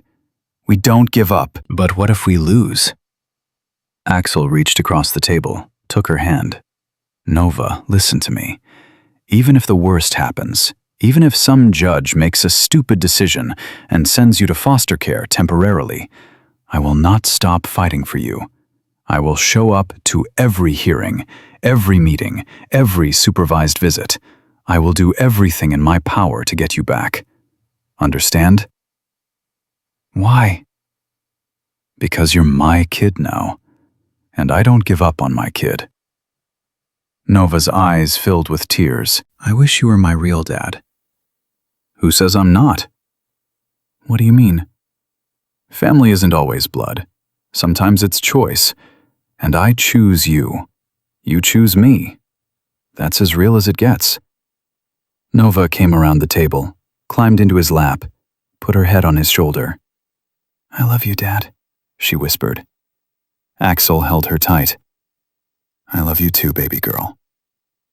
Later that night, after Nova was asleep, Axel sat in the kitchen with his phone, staring at Martinez's number. He dialed. She answered on the second ring. Briggs? Yeah, any word on the toxicology? Not yet. Lab said first thing tomorrow morning. Tomorrow morning? Hearing's at 10. I know, it's going to be close. Martinez paused. How's Nova? Scared. Trying to be brave. She's lucky to have you. I'm the lucky one. Axel rubbed his face. Martinez, I need to know, realistically, what are our chances tomorrow? Silence. Then, 50-50. Maybe less. You're up against a good lawyer with a client who looks sympathetic on paper. Widower, sole caretaker, claims he was doing his best under difficult circumstances. He tortured her. I know. But proving it beyond reasonable doubt is different than knowing it. Martinez sighed. Get some sleep, Briggs. Tomorrow's going to be a long day. She hung up. Axel didn't sleep. Sat in that kitchen all night, thinking, planning, preparing for the worst.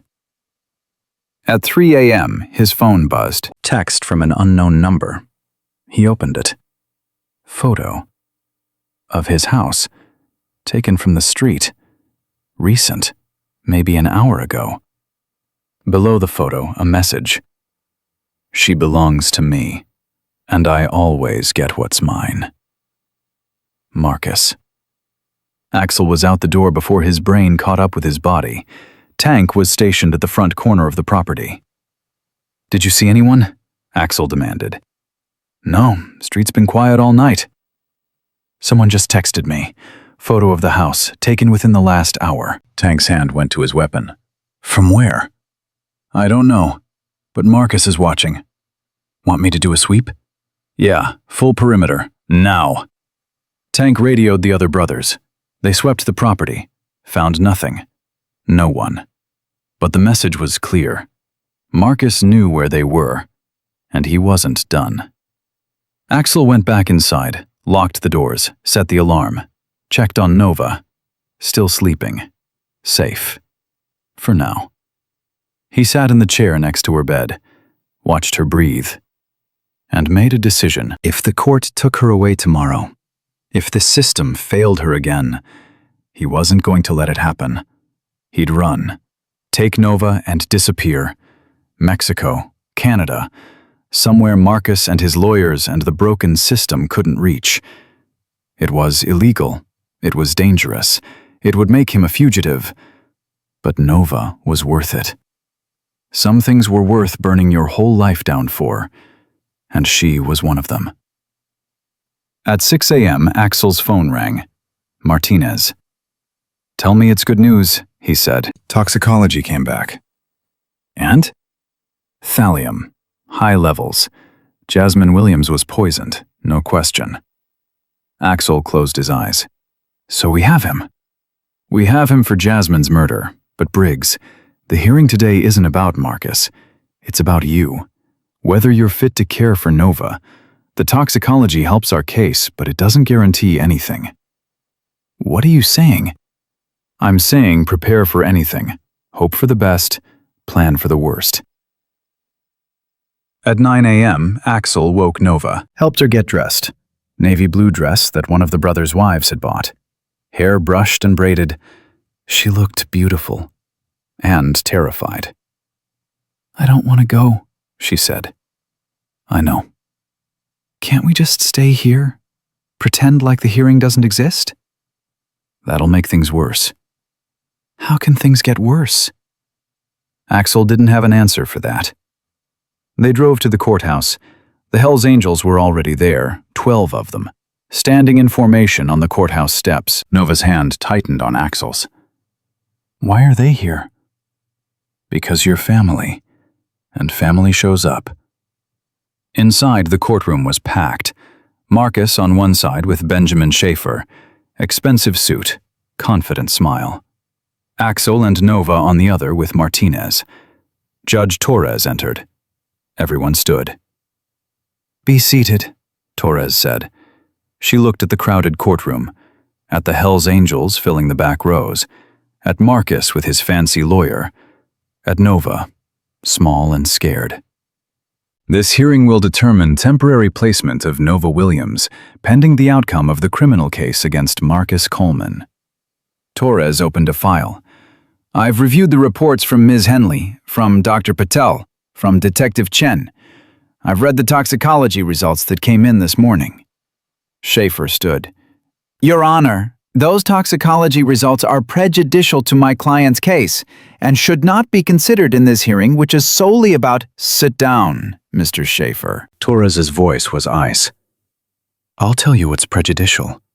A dead woman with poison in her system and her widower collecting a $200,000 life insurance payout.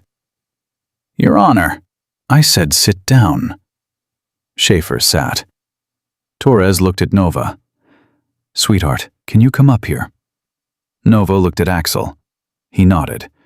She stood, grabbed her crutches, made her way to the judge's bench. Torres leaned down, spoke softly. Nova, I need to ask you something, and I need you to tell me the truth. Do you feel safe with Mr. Briggs? Yes, ma'am. Has he hurt you? Scared you? Made you feel uncomfortable? No, ma'am. He's been nice to me. He feeds me. He stays with me when I have nightmares. He doesn't lock doors or yell or hit. And where do you want to live? With Axel? With my dad? Marcus made a sound, half laugh, half sob. She's been brainwashed. Your Honor, you can't possibly. Mr. Coleman, one more outburst and I'll have you removed from this courtroom. Torres looked back at Nova. Thank you, sweetheart. You can sit down. Nova went back to her seat. Axel put his arm around her. Torres closed the file. I've made my decision. The courtroom held its breath. Based on the evidence presented, Judge Torres said, the toxicology reports, the medical evaluations, and most importantly, Nova's own testimony, I am granting temporary custody to Axel Briggs for a period of 90 days. Nova gasped. Axel pulled her closer. Marcus shot to his feet. Your Honor, this is outrageous. That man is a criminal. He's... Mr. Coleman, you are currently under investigation for the murder of your wife and the attempted murder of your stepdaughter. I suggest you sit down and be grateful you're not in handcuffs right now. Schaefer grabbed Marcus's arm, pulled him back down, whispered urgently in his ear. Torres continued. During this 90-day period, Mr. Briggs will undergo a full home study. Nova will continue therapy. Ms. Henley will conduct weekly visits. At the end of 90 days, we'll reconvene and determine permanent placement. She looked at Marcus. Mr. Coleman, you are hereby ordered to maintain a distance of no less than 1,000 feet from Nova Williams and from Mr. Briggs's residence. You are to have no contact, direct or indirect. Violation of this order will result in immediate arrest. Clear? Marcus's jaw was clenched so tight, it looked like it might crack. Yes, Your Honor. Good. Court is adjourned. The gavel came down. Nova turned to Axel, threw her arms around his neck. We won. Yeah, baby girl. We won. Martinez came over. Congratulations, but remember this is temporary. 90 days. We still have to prove you're the best permanent option. I will be. I know. Just don't mess it up. She looked at Nova. You did good in there, sweetheart. Real good.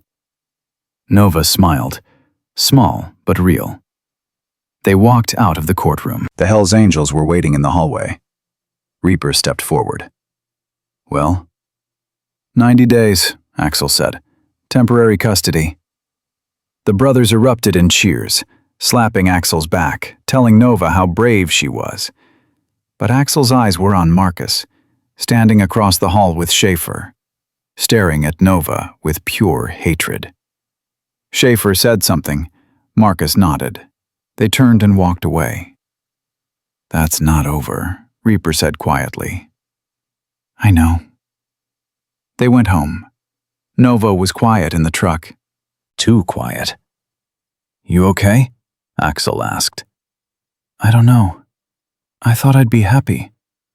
But I just feel scared. Scared of what? That it's not real. That I'm going to wake up and be back in that storage room. Or that Marcus is going to find a way to get me back. She looked at him.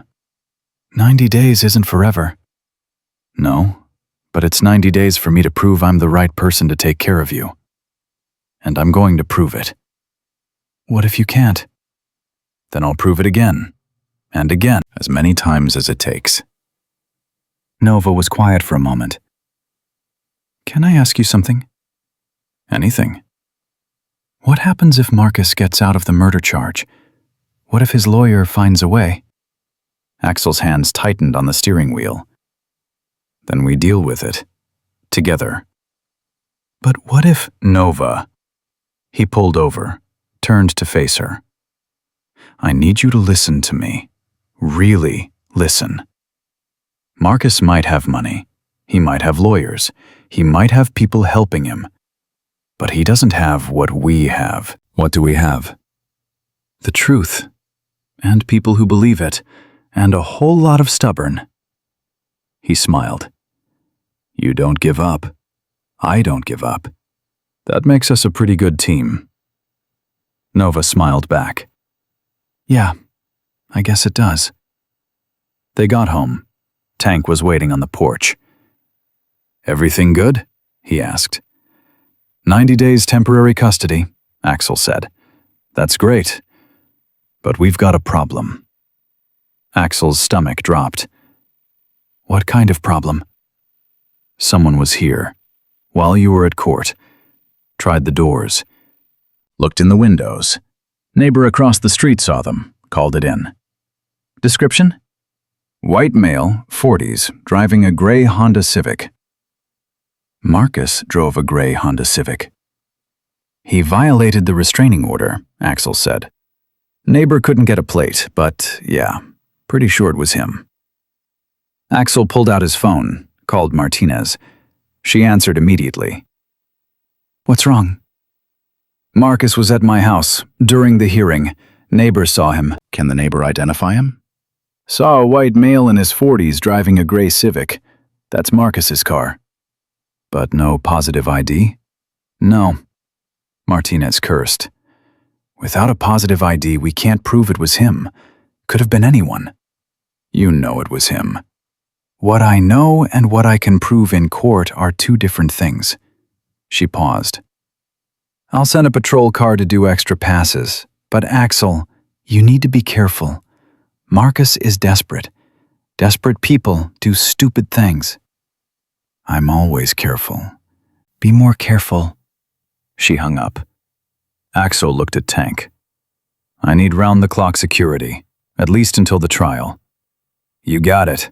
I'll set up a rotation. 2 men, 24/7. Thanks. Tank headed out. Axel went inside. Nova was in the kitchen, making herself a sandwich. Small, careful, like she was still afraid someone would take it away. You hungry? He asked. A little. Want me to make you something? I can do it. You don't have to wait on me. I know I don't have to. I want to. He started pulling out ingredients. How about grilled cheese with tomato soup? That sounds really good. They cooked together. Nova watched his every move, learning, soaking it up. My mom used to make grilled cheese, she said quietly, before she got sick. She'd cut them into triangles, said they tasted better that way. Axel cut her sandwich into triangles. Your mom was right.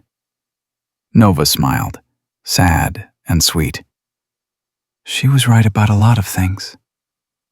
Tell me about her. What do you want to know? Anything.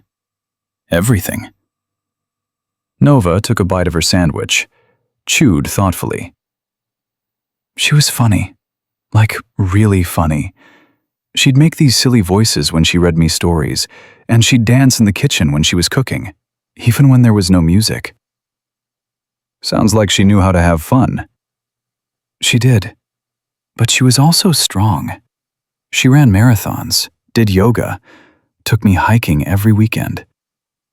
Nova's eyes got distant. After she married Marcus, we stopped doing those things. He said hiking was dangerous, that yoga was a waste of time, that she needed to focus on being a good wife. How long were they married? 14 months. She died 7 months ago. So they were married for 7 months before. Her voice broke. Axel pulled her into a hug. It's okay. You don't have to talk about it. I want to. I need to. Nova pulled back, wiped her eyes. Nobody asks about her. It's like she disappeared and everyone just forgot. But I don't want to forget. I don't want her to be erased. She won't be. Not as long as you remember her. But what if I start forgetting? What if I can't remember her face or her voice or... Then we'll find pictures, videos, anything that helps you hold on to her. Axel paused. Do you have any pictures? Marcus threw them all away, said they made him too sad. But I hid one, in my backpack, the one I brought when I ran away. Can I see it? Nova went upstairs, came back down with a worn backpack, pulled out a photo, handed it to Axel. Woman in her late 20s. Beautiful. Bright smile. Arms around a little girl with 2 legs and no scars. Both of them laughing. That's from 2 years ago, Nova said. Before everything went bad. Axel studied the photo. You look like her. You think so? Yeah. Same eyes, same smile. He handed the photo back. We should get this framed. Put it in your room. Really? Really.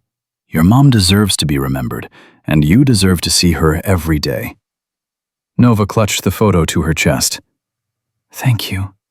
For what? For letting me talk about her. Marcus never let me. Said it was disrespectful to talk about the dead. Marcus was wrong about that, too. They finished lunch. Nova helped clean up. Then she curled up on the couch with a book, one of the ones the brothers' wives had brought over. Axel watched her read, looking almost normal, almost like a regular kid. His phone buzzed. Text from Martinez. Need to talk. Call me. Urgent. He stepped outside, dialed. What's wrong? He asked. Schaefer filed another motion. Emergency hearing, tomorrow at 9 a.m. What kind of motion? He's claiming you violated the custody order by taking Nova out of state. What? I haven't taken her anywhere except to the courthouse and back home. I know, but someone submitted a tip, anonymous, claiming they saw you and Nova at a gas station in Wyoming yesterday. Axel's blood ran cold. That's impossible. I was with Nova at my house all day yesterday. Tank and Diesel can verify. I believe you, but now we have to prove it. In court. Tomorrow morning. Martinez sighed. This is Marcus. Has to be. He's trying to get the custody order overturned. Can he do that? If he can convince a judge you're violating the terms? Yeah, he can. So what do I do? Get your witnesses, get your alibi solid, and be ready to fight. Again.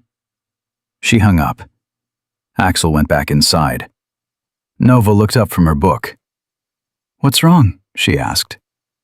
Nothing, just work stuff.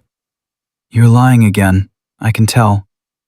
Axel sighed, sat down next to her. Marcus's lawyer is claiming I took you out of state, which I didn't. But now we have to go to court tomorrow and prove it.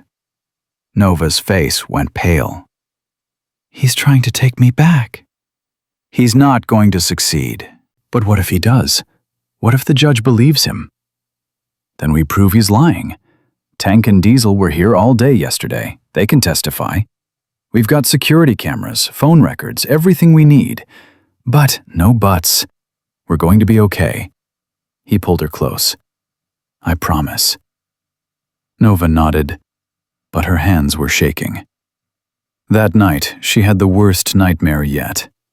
Axel woke to her screaming, ran to her room. She was sitting up in bed, eyes wide, gasping for air. The room, she choked out. You locked me in the room, and I couldn't breathe, and I was so hungry, and… Nova, look at me. You're not in that room. You're here. You're safe. But tomorrow, what if tomorrow the judge sends me back? What if I have to go with Marcus? That's not going to happen. You can't promise that. You're right. I can't. Axel sat on the bed. But I can promise this. I will fight for you with everything I have, and if somehow, some way they try to take you, I won't let it happen. What does that mean? Axel looked at her, this small, broken girl who trusted him. It means we'll run, you and me. We'll disappear, go somewhere they can't find us.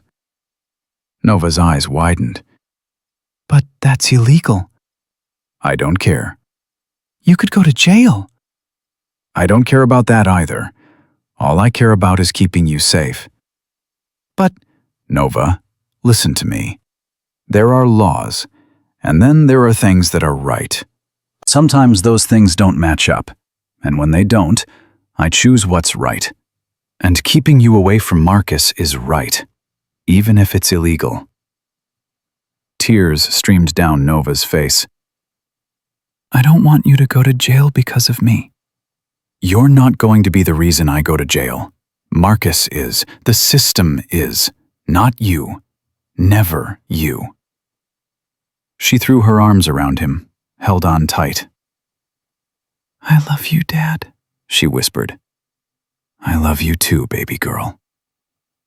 He stayed with her until she fell back asleep. Then he went downstairs, made coffee, sat at the kitchen table staring at nothing.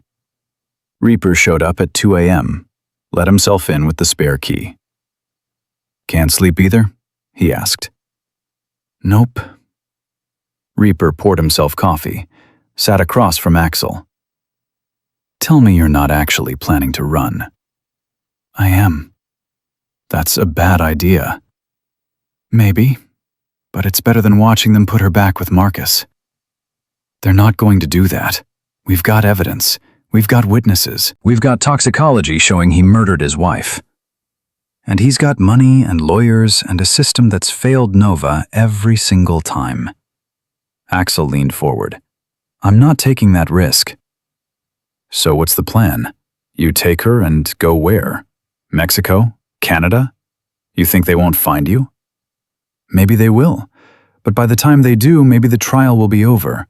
Maybe Marcus will be convicted. Maybe is a dangerous word. Reaper set down his cup. Look, I get it. You want to protect her, but running makes you look guilty. Makes it look like you're hiding something. And that's exactly what Schaefer wants. So what do you suggest? I suggest you trust the process. Trust Martinez. Trust that the truth is going to come out. I've never been good at trusting the process. I know, but for Nova's sake, you need to try. Axel was quiet for a long moment. What if I can't? Then we deal with it, together. But we don't run. Not yet. The sun came up. Axel woke Nova, got her dressed, fed her breakfast, tried to act normal. At 8:30 they drove to the courthouse. Again. Tank and Diesel were already there, ready to testify. Martinez met them in the hallway.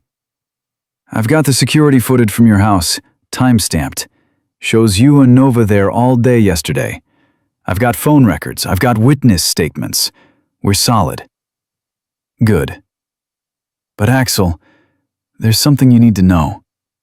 Schaefer's going to come at you hard. He's going to paint you as dangerous, unstable. He's going to bring up your record, your club affiliation, everything. Let him try. They walked into the courtroom. Marcus was already there, smiling, confident. Schaefer stood as they entered. Your Honor, I'd like to call my first witness, Mr. Gerald Patterson, the man who saw Mr. Briggs and Nova at a gas station in Wyoming 2 days ago. A man in his 60s walked to the stand, sworn in. Mr. Patterson, Schaefer began. Can you tell us what you saw? I was at a gas station outside Cheyenne, stopped to fill up. Saw a big, bald black guy with a little black girl. One leg. He was helping her into a truck. And what made you certain it was Mr. Briggs? The vest had a Hell's Angels patch on it. Pretty distinctive. And you're certain this was 2 days ago? Positive. Tuesday morning, around 10 a.m. Schaefer smiled. Thank you. No further questions. Martinez stood. Mr. Patterson, did you get a license plate number? No, ma'am. Did you speak to this man? No, ma'am. Did you take a photo? No, ma'am. So you're identifying Mr. Briggs based solely on the fact that he's a bald black man in a Hell's Angels vest? Patterson hesitated. Well, yeah, but how many of those can there be?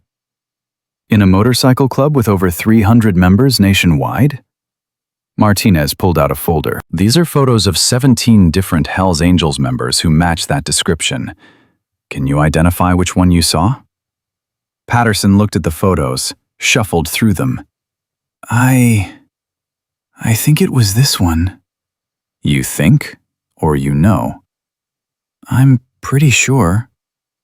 Your Honor, I'd like to enter into evidence security footage from Mr. Briggs's home, time-stamped Tuesday morning, 10 a.m., the same time Mr. Patterson claims to have seen him in Wyoming. She played the video. Axel and Nova in the kitchen, making pancakes. Clear timestamp. As you can see, Mr. Briggs was home with Nova, 500 miles from Cheyenne. Schaefer stood. Your Honor, timestamps can be manipulated. Can they? Martinez pulled out another document. This is a phone record showing Mr. Briggs's cell phone pinging off a tower 3 miles from his house at 9:57 a.m. on Tuesday, and again at 10:12 a.m., and again at 10:35 a.m. Unless Mr. Briggs can teleport, he was not in Wyoming. Judge Torres looked at Patterson. Mr. Patterson, are you certain about your identification? Patterson shifted uncomfortably. I thought I was, but maybe I was wrong. Maybe? Torres's voice was ice. I was wrong. I'm sorry. Torres turned to Schaefer. Mr. Schaefer, do you have any other witnesses? No, Your Honor. Then I'm denying your motion. Mr. Briggs's custody arrangement stands. She looked at Marcus. Mr. Coleman, I don't know if you put Mr. Patterson up to this or if it was a genuine mistake, but I'm warning you. Any more false allegations, any more attempts to manipulate this court, and I will hold you in contempt. Clear? Marcus's smile was gone. Yes, Your Honor. Good. Court is adjourned. They walked out. Nova was crying. Relief, joy, fear, all of it mixed together. We won again, she said. Yeah, we did. But Axel's eyes were on Marcus, standing in the hallway, staring at them. And this time, there was no confidence, no smile, just pure rage. Schaefer put a hand on Marcus's arm, said something. Marcus shook him off, walked toward them. Reaper stepped between them. That's close enough. I just want to talk to my daughter, Marcus said. She's not your daughter, Nova said. Her voice was small but steady. And I don't want to talk to you. Nova, please. I know you're confused. I know these people have been filling your head with lies, but I love you. I've always loved you. Everything I did was for you. You locked me in a room. You starved me. You killed my mom. Marcus's face twisted. I didn't kill your mother. She was sick. And yes, I made mistakes with you. I was grieving. I was overwhelmed. But I'm getting help now. I'm in therapy. I can be better. Just give me a chance. No. Nova, I said no. Her voice was louder now, stronger. You don't get to do this. You don't get to pretend you care. You wanted me dead. You said so yourself. $300,000. That's what I was worth to you. Dead. People in the hallway were staring now, listening. Marcus looked around, realized he had an audience. His expression changed, became pleading, desperate. I never said that. You misunderstood. You were confused. You were... I heard you on the phone, Nova shouted. You said I was damaged goods. You said another accident and nobody would question it. You said... Marcus lunged forward. Not to grab her, just close the distance. But it didn't matter. Axel was faster. grabbed Marcus by the throat, slammed him against the wall. "Don't you ever," Axel growled, "come near her again." Security guards rushed over. "Sir, let him go." Axel held on for another second, then released him. Marcus gasped for air. "He assaulted me! You all saw it!" What I saw," Judge Torres said from behind them, "was a man violating a restraining order by approaching a minor he's been forbidden to contact." She looked at the guards. "Arrest Mr. Coleman. Violation of court order." "What? No! I was just trying to talk to—" The guards grabbed his arms. "Read him his rights." Marcus struggled. "This isn't over! You hear me? This isn't over!" They dragged him away, still screaming, still threatening. Nova collapsed against Axel, shaking. "It's okay," he whispered. "It's over. Is it? Really?" Axel looked at Torres. She nodded. "Yeah, baby girl. It's really over." But even as he said it, Axel knew it was a lie. Men like Marcus didn't give up. They just got more dangerous. It wasn't. 3 days later, Axel got the call from Martinez. Marcus made bail. Again. Axel's hand tightened on the phone. "How?" "Same way as before. Anonymous benefactor, $250,000 in cash." Judge had no choice but to release him pending trial. After he violated the restraining order? After he threatened Nova in front of witnesses? His lawyer argued it was a misunderstanding, that Marcus was emotional, that he didn't actually approach Nova, just got too close. Judge bought it. Martinez paused. But there's more. The trial date got moved up. When? 2 weeks. Schaefer pushed for it, claimed his client's right to a speedy trial was being violated. 2 weeks? That's not enough time to— I know, but it's what we've got. Martinez's voice was tight. "Axel, I need you to be ready. This is going to be brutal. Schaefer's going to put Nova on the stand. He's going to tear into her story, make her relive everything." Axel looked across the kitchen. Nova was in the living room, drawing, finally looking peaceful. "She can't do that," he said. "She's 7 years old. You can't put her through that." "I don't have a choice. She's the primary witness. Without her testimony, we don't have a case." "Then find another way." "There is no other way." Martinez sighed. "I'm sorry. I know this is hard. But if we want to put Marcus away for life, Nova has to tell her story. In court, under oath, in front of a jury." Axel closed his eyes. "Let me talk to her." "Make it soon. We need to prep her, get her ready for what's coming." He hung up, walked into the living room, sat down next to Nova. She looked up from her drawing. "Who is that?" "Martinez." "What did she want?" "She needs to talk to you. About the trial." Nova's crayon stopped moving. "When?" 2 weeks, and Nova, there's something else. You're going to have to testify. Tell the jury what Marcus did." The color drained from her face. "In front of him?" "Yeah." I can't look at him. I can't." "Hey." Axel pulled her close. "You don't have to decide right now. Just think about it. And know that whatever you decide, I'm with you, okay?" Nova nodded, but her hands were shaking. That night, the nightmares came back, worse than before. Axel woke to her screaming at 2 a.m., ran to her room. She was thrashing in the bed, eyes open but not seeing. "The courtroom," she gasped. "He's there. He's laughing. And nobody believes me. Nobody." "Nova, wake up, wake up." Her eyes focused, found his face. "It felt so real." "I know, but it wasn't. You're here. You're safe. But in 2 weeks I'll have to see him. For real. And what if—" Her voice broke. What if I freeze? What if I can't talk? What if the jury doesn't believe me? They'll believe you. How do you know? Because you're telling the truth, and the truth has power. Marcus told the truth in court. He cried. He looked sad.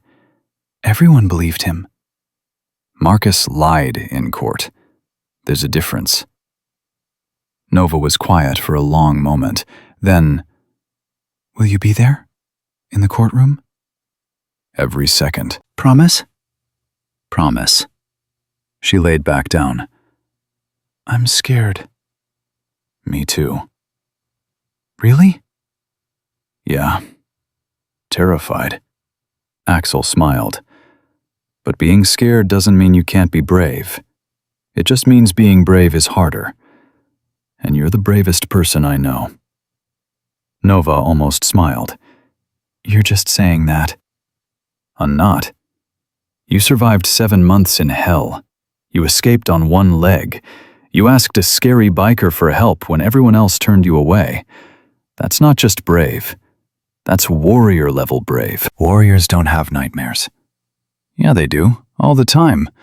They just get up the next morning and keep fighting anyway. Nova thought about that.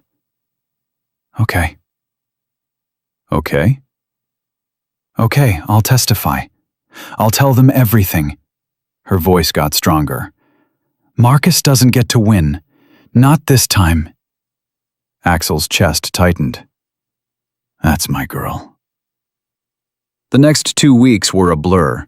Martinez came over every day, prepping Nova, running through questions, teaching her how to handle cross-examination. Schaefer's going to try to confuse you, Martinez explained. He's going to ask the same question 10 different ways. He's going to make it sound like you're lying. Don't let him rattle you. What if I forget something? Nova asked.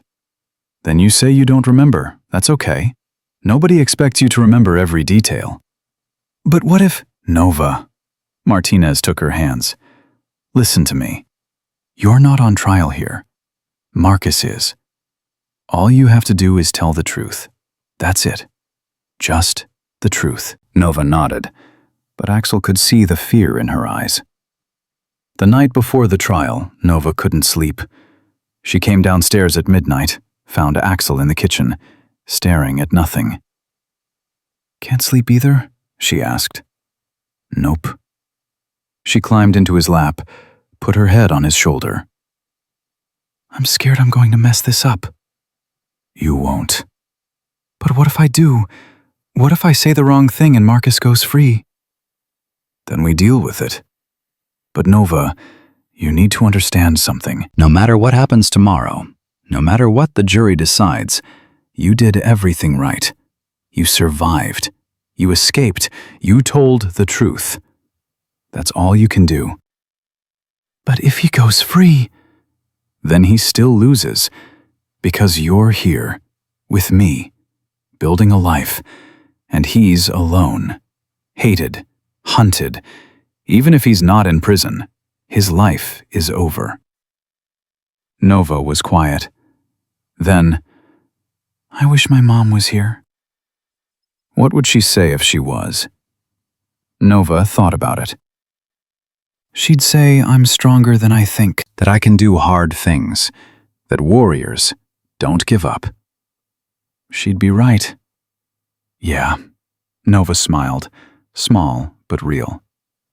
She usually was. They sat there until dawn, not talking, just being together. At 8 a.m. they drove to the courthouse. The Hells Angels were already there. Not just 12 this time. 30, 40, maybe more, lined up on both sides of the courthouse steps. Nova's eyes widened. Why are they all here? Because you're family, Reaper said, walking over. And when family goes to war, we show up. Nova looked at all those scary men in leather vests, all of them there for her. Thank you. Don't thank us yet, Reaper said. Thank us when we win. Inside, the courtroom was packed. Media in the back rows, spectators filling every seat. And there, at the defense table, Marcus. He looked different, thinner, older, beaten down by 2 weeks in jail between bail hearings. But when he saw Nova, something flickered in his eyes. Hate, pure and simple. Nova grabbed Axel's hand, squeezed tight. "I'm here," he whispered. "Right here." Judge Torres entered. Everyone stood. "Be seated." Torres looked at the packed courtroom. "This is the trial of Marcus Coleman, charged with first-degree murder in the death of Jasmine Williams and attempted murder of Nova Williams. Are both sides ready?" "Yes, Your Honor," Martinez said. "Yes, Your Honor," Schaefer echoed. "Then let's begin." Martinez's opening statement was powerful, direct. She laid out the timeline, the marriage, Jasmine's suspicious death, the insurance payout, the abuse of Nova, the second insurance policy, the overheard phone call about making it look like an accident. "This is not a case about a grieving widower overwhelmed by circumstance," Martinez said. "This is a case about a predator. A man who married a dying woman to gain access to her daughter. A man who murdered his wife for money. A man who planned to murder a 7-year-old child for more money. And a man who very nearly succeeded." She pointed at Marcus. "That man is a monster, and by the end of this trial, you will see him for exactly what he is." Schaefer's opening was different, sympathetic, emotional. "Ladies and gentlemen, you're going to hear a tragic story. A story of a man who fell in love with a woman dying of cancer, who married her knowing he'd lose her, who took on the responsibility of her special needs daughter, who did his best under impossible circumstances." He gestured to Marcus. Did Marcus Coleman make mistakes? Yes, he was grieving, he was overwhelmed, he was human. But murder? Attempted murder? No. What you're going to see is a child who was confused, traumatized by her mother's death, influenced by people with their own agenda. He looked at the jury. By the end of this trial, you will see that Marcus Coleman is not a monster. He's a victim of circumstance, of false accusations, of a system that rushed to judgment. Martinez called her first witness, Dr. Patel. She testified about Nova's condition when she first saw her, the malnutrition, the bruises, the healed fractures. "In my 20 years as an emergency room physician," Dr. Patel said, "I have never seen a child in worse condition outside of a war zone." Schaefer cross-examined. "Dr. Patel, you said Nova had healed fractures. How do you know when those fractures occurred?" "Based on the healing pattern, I'd estimate." "You'd estimate. So you don't know for certain." "No, but—" "And these bruises? Could they have been caused by falls?" "Nova uses crutches. She's unstable on her feet." "Some of them, perhaps. But the pattern is consistent with a clumsy child who falls frequently." "Isn't that possible?" Dr. Patel's jaw tightened. "Anything is possible." "But the totality of her injuries. Just answer the question. Is it possible?" "Yes." "Thank you. No further questions." Martinez called Detective Chen next. He testified about the investigation, the neighbors' statements, the padlocked refrigerator, the storage room, the phone records between Marcus and Thomas Reed. "In my opinion," Chen said, "this was a clear case of systematic child abuse with intent to commit murder." Schaefer pounced. "Your opinion. But you don't have proof of intent, do you?" "The phone records show phone calls, not murder plans. You're inferring intent based on speculation." "The insurance policy is perfectly legal. Many parents take out life insurance on their children. Not 3 weeks after the mother dies." "That's suspicious, I agree. But suspicious isn't proof." Schaefer smiled. "Detective Chen, isn't it true that you were under pressure from your superiors to make an arrest quickly? That this case was getting media attention?" Chen's face hardened. I was under pressure to get justice for a child who was being abused. But you didn't have enough evidence for an arrest, so you manufactured it. That's not true. Really? You broke into Mr. Coleman's house without a warrant. You removed evidence without proper chain of custody. We had exigent circumstances. A child's life was in danger. Or so you claim. But conveniently, that claim justifies all your procedural violations. Martinez stood. Objection. Argumentative. Sustained, Torres said. But the damage was done. Schaefer had planted doubt. The prosecution called more witnesses. Mr. Jenkins, Mrs. Washington, Sarah Chen, the hospital social worker. Each one testified to Marcus's abuse, his lies, his manipulation. Each one got torn apart on cross-examination. By the end of day one, Axel could see the jury wavering. Schaefer was good. Too good. That night, Martinez came to the house. Tomorrow we call Nova. Nova, who'd been listening from the stairs, came down. I'm ready. You sure? Martinez asked. No, but I'm doing it anyway. Martinez smiled. That's exactly the attitude you need.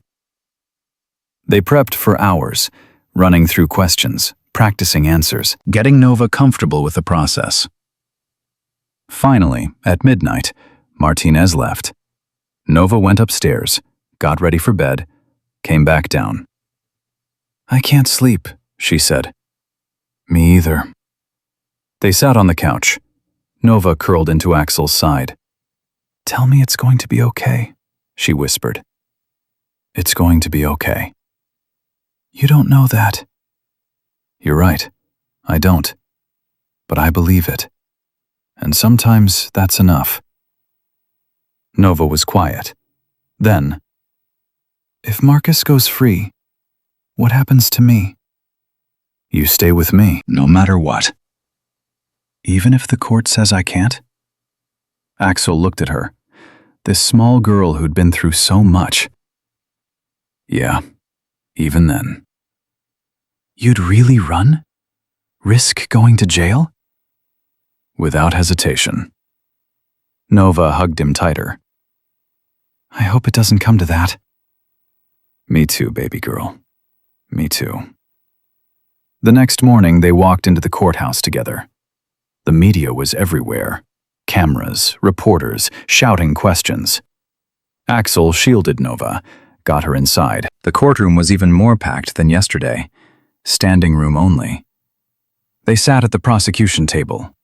Waited. Torres entered. Call your next witness, Ms. Martinez. Martinez stood. The people call Nova Williams. Nova's hand tightened on Axel's. I can't do this. Yes, you can. I'm going to mess up. I'm going to... Nova. He turned her face to his.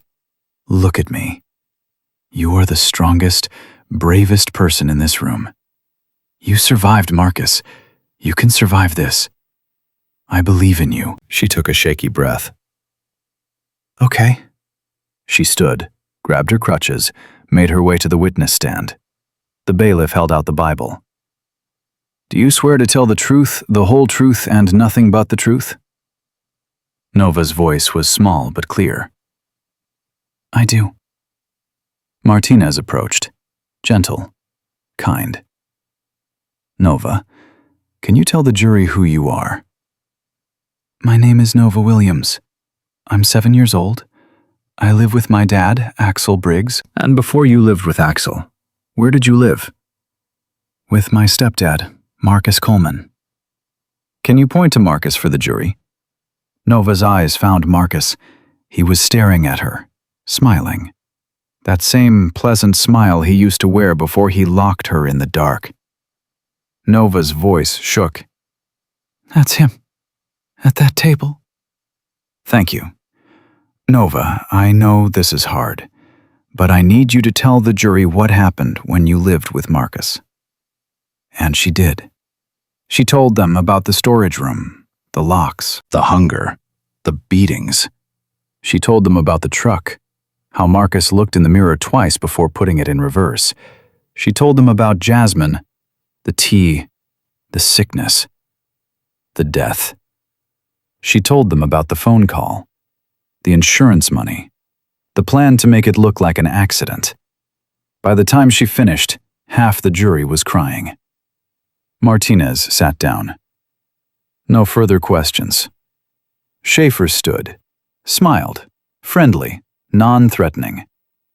Hi, Nova. My name is Mr. Schaefer. I just have a few questions for you.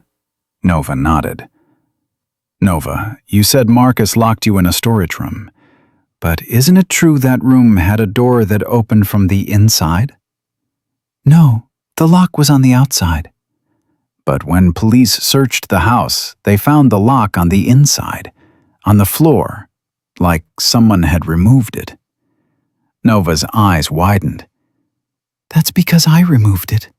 To escape. Or because someone told you to remove it, to make it look like you were locked in. No! I was locked in for days, sometimes weeks. But you don't have proof of that, do you? No photos, no videos, just your word. Mr. Jenkins saw. Mrs. Washington saw. They heard me crying. They heard crying. They didn't see you locked in a room. Schaefer paused. Nova, isn't it true that you were upset about your mother's death? That you blamed Marcus? I didn't blame him then. I didn't know he killed her. But you do now? Because Mr. Briggs told you? No, I figured it out myself. I heard Marcus on the phone. You heard someone on the phone, but you were in a locked room, right? With the door closed? How could you hear a phone conversation happening in another part of the house? Nova hesitated. I pressed my ear to the crack under the door. And you could hear clearly? Every word? Most of it. Most of it. So you might have misheard, misunderstood. I didn't misunderstand. He said I was worth $300,000 dead. Or he said something that sounded like that. But Nova, you were scared, hungry, grieving your mother. Isn't it possible you heard what you wanted to hear? No! Isn't it possible that Mr. Briggs, who has a criminal record and a history of violence, saw an opportunity? A vulnerable child he could manipulate? Martinez shot to her feet. Objection! Counsel is testifying. Sustained, Torres said. Mr. Schaefer, stick to questions. Nova, Schaefer continued. Did Mr. Briggs ever tell you what to say? Coach you on your story? No. Did he ever suggest that Marcus was trying to hurt you? He didn't have to suggest it. Marcus was hurting me. But you didn't tell anyone, not your teachers, not your doctors. Why not? I did tell people. I told Mrs. Chen, my school counselor. She called CPS. They came and they left, and nothing changed. Because there was nothing to change. Because you were making it up. I wasn't. Then where are the medical records? The documentation? Marcus wouldn't let me see doctors. He said they were too expensive. Or you didn't need doctors because you weren't injured. Nova was crying now. I was injured. He hit me. He kicked me. He ran over me with his truck. The truck accident was ruled accidental by police. Because they believed Marcus. Everyone always believes Marcus. Or because it was the truth. Nova, isn't the real truth that you're angry at Marcus for not being your real father? That you blamed him for your mother's death? And when Mr. Briggs offered you a way out, you took it, even if it meant lying? I'm not lying. Then prove it. Show us proof, photos, videos, anything. I can't. Marcus destroyed everything. He threw away all the pictures of my mom. He got rid of the evidence.